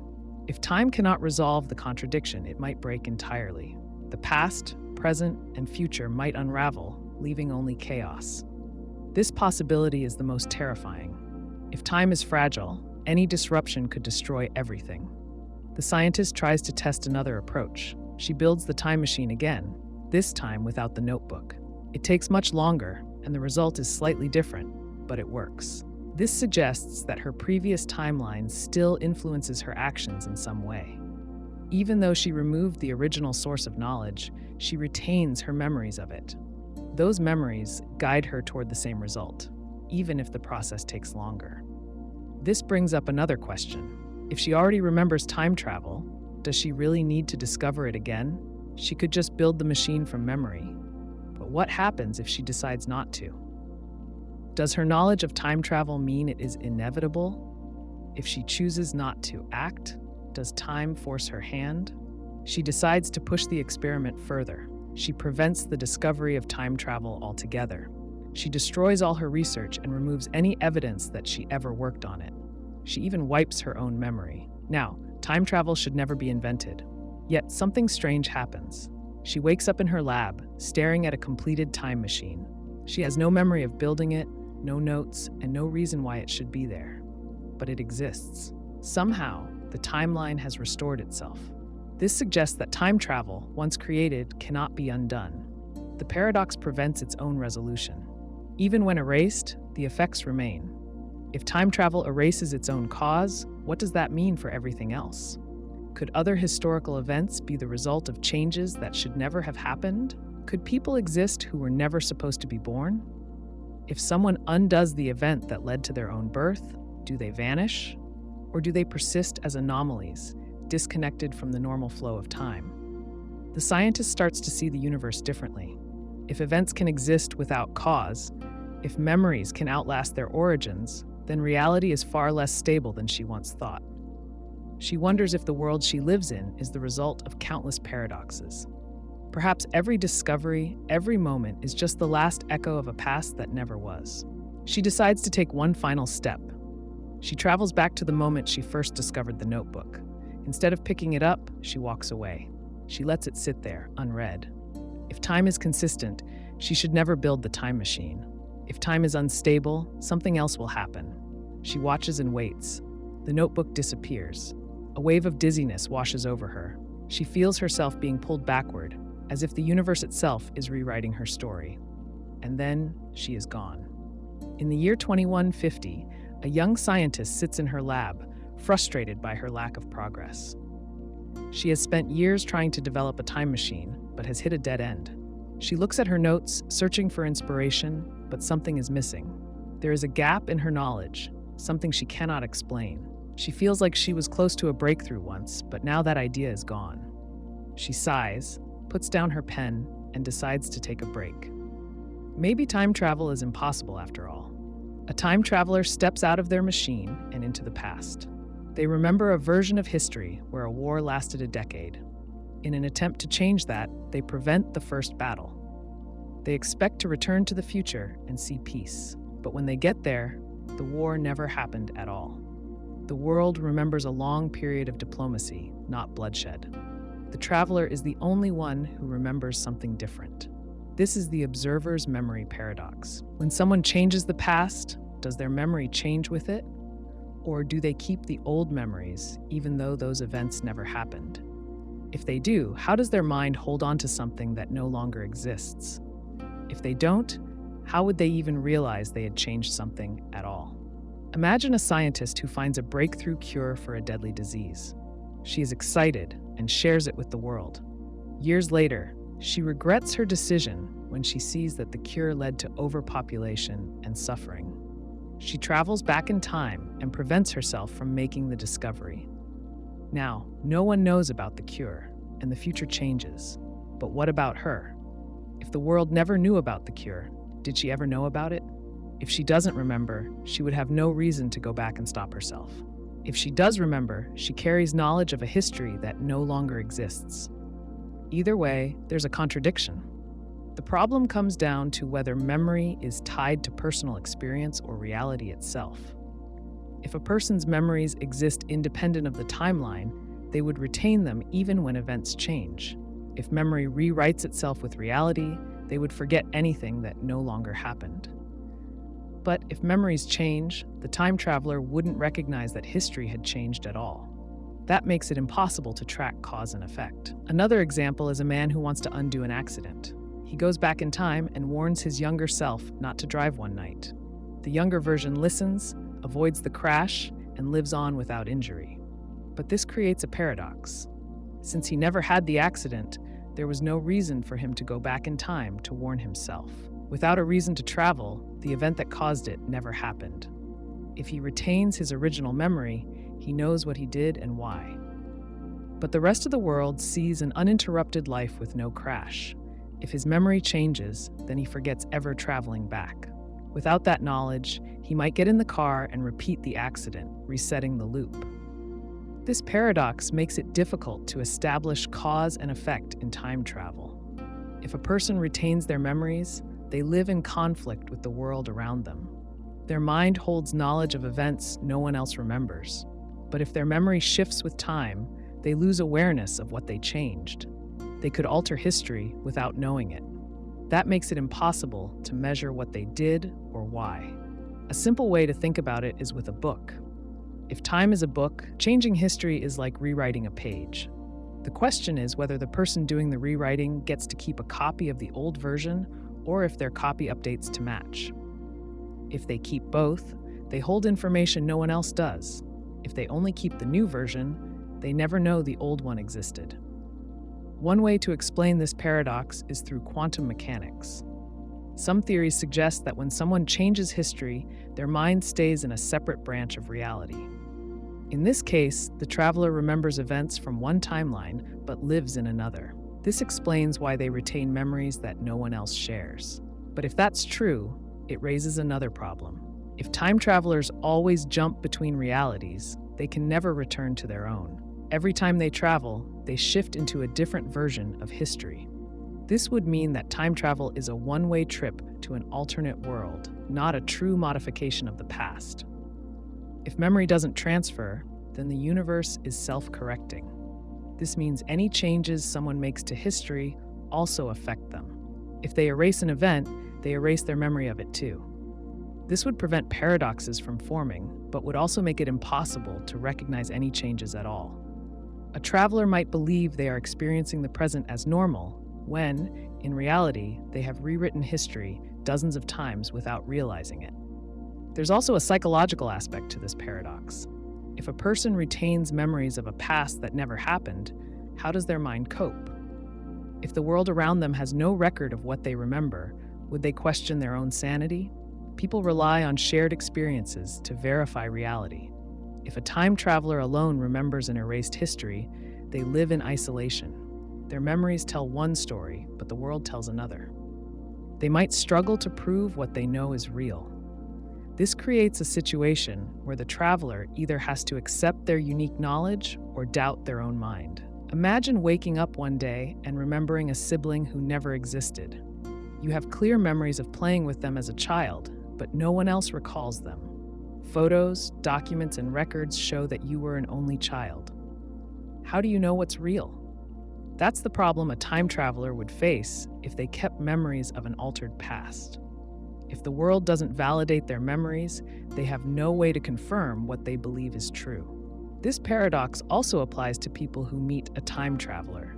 If a traveler goes back in time and interacts with someone, but then changes history so the meeting never happened, does the other person remember? If they don't, the traveler experiences a one-sided memory. If they do, that means some memories exist outside time itself. That raises another question. How does memory decide what to keep and what to erase? There's no clear answer to this paradox. Different theories suggest different solutions, but each one has its own issues. If a traveler remembers everything, they live with a history that never happened. If they forget, They can't track their own actions. If only some memories persist, there must be a rule that determines which ones survive and why. None of these options fully resolve the contradiction. The observer's memory paradox shows that time travel isn't just about moving through time. It also changes how people understand reality itself. If memory is tied to experience, then time travel means carrying knowledge that conflicts with the world. If memory is tied to reality, then time travel erases awareness of what was changed.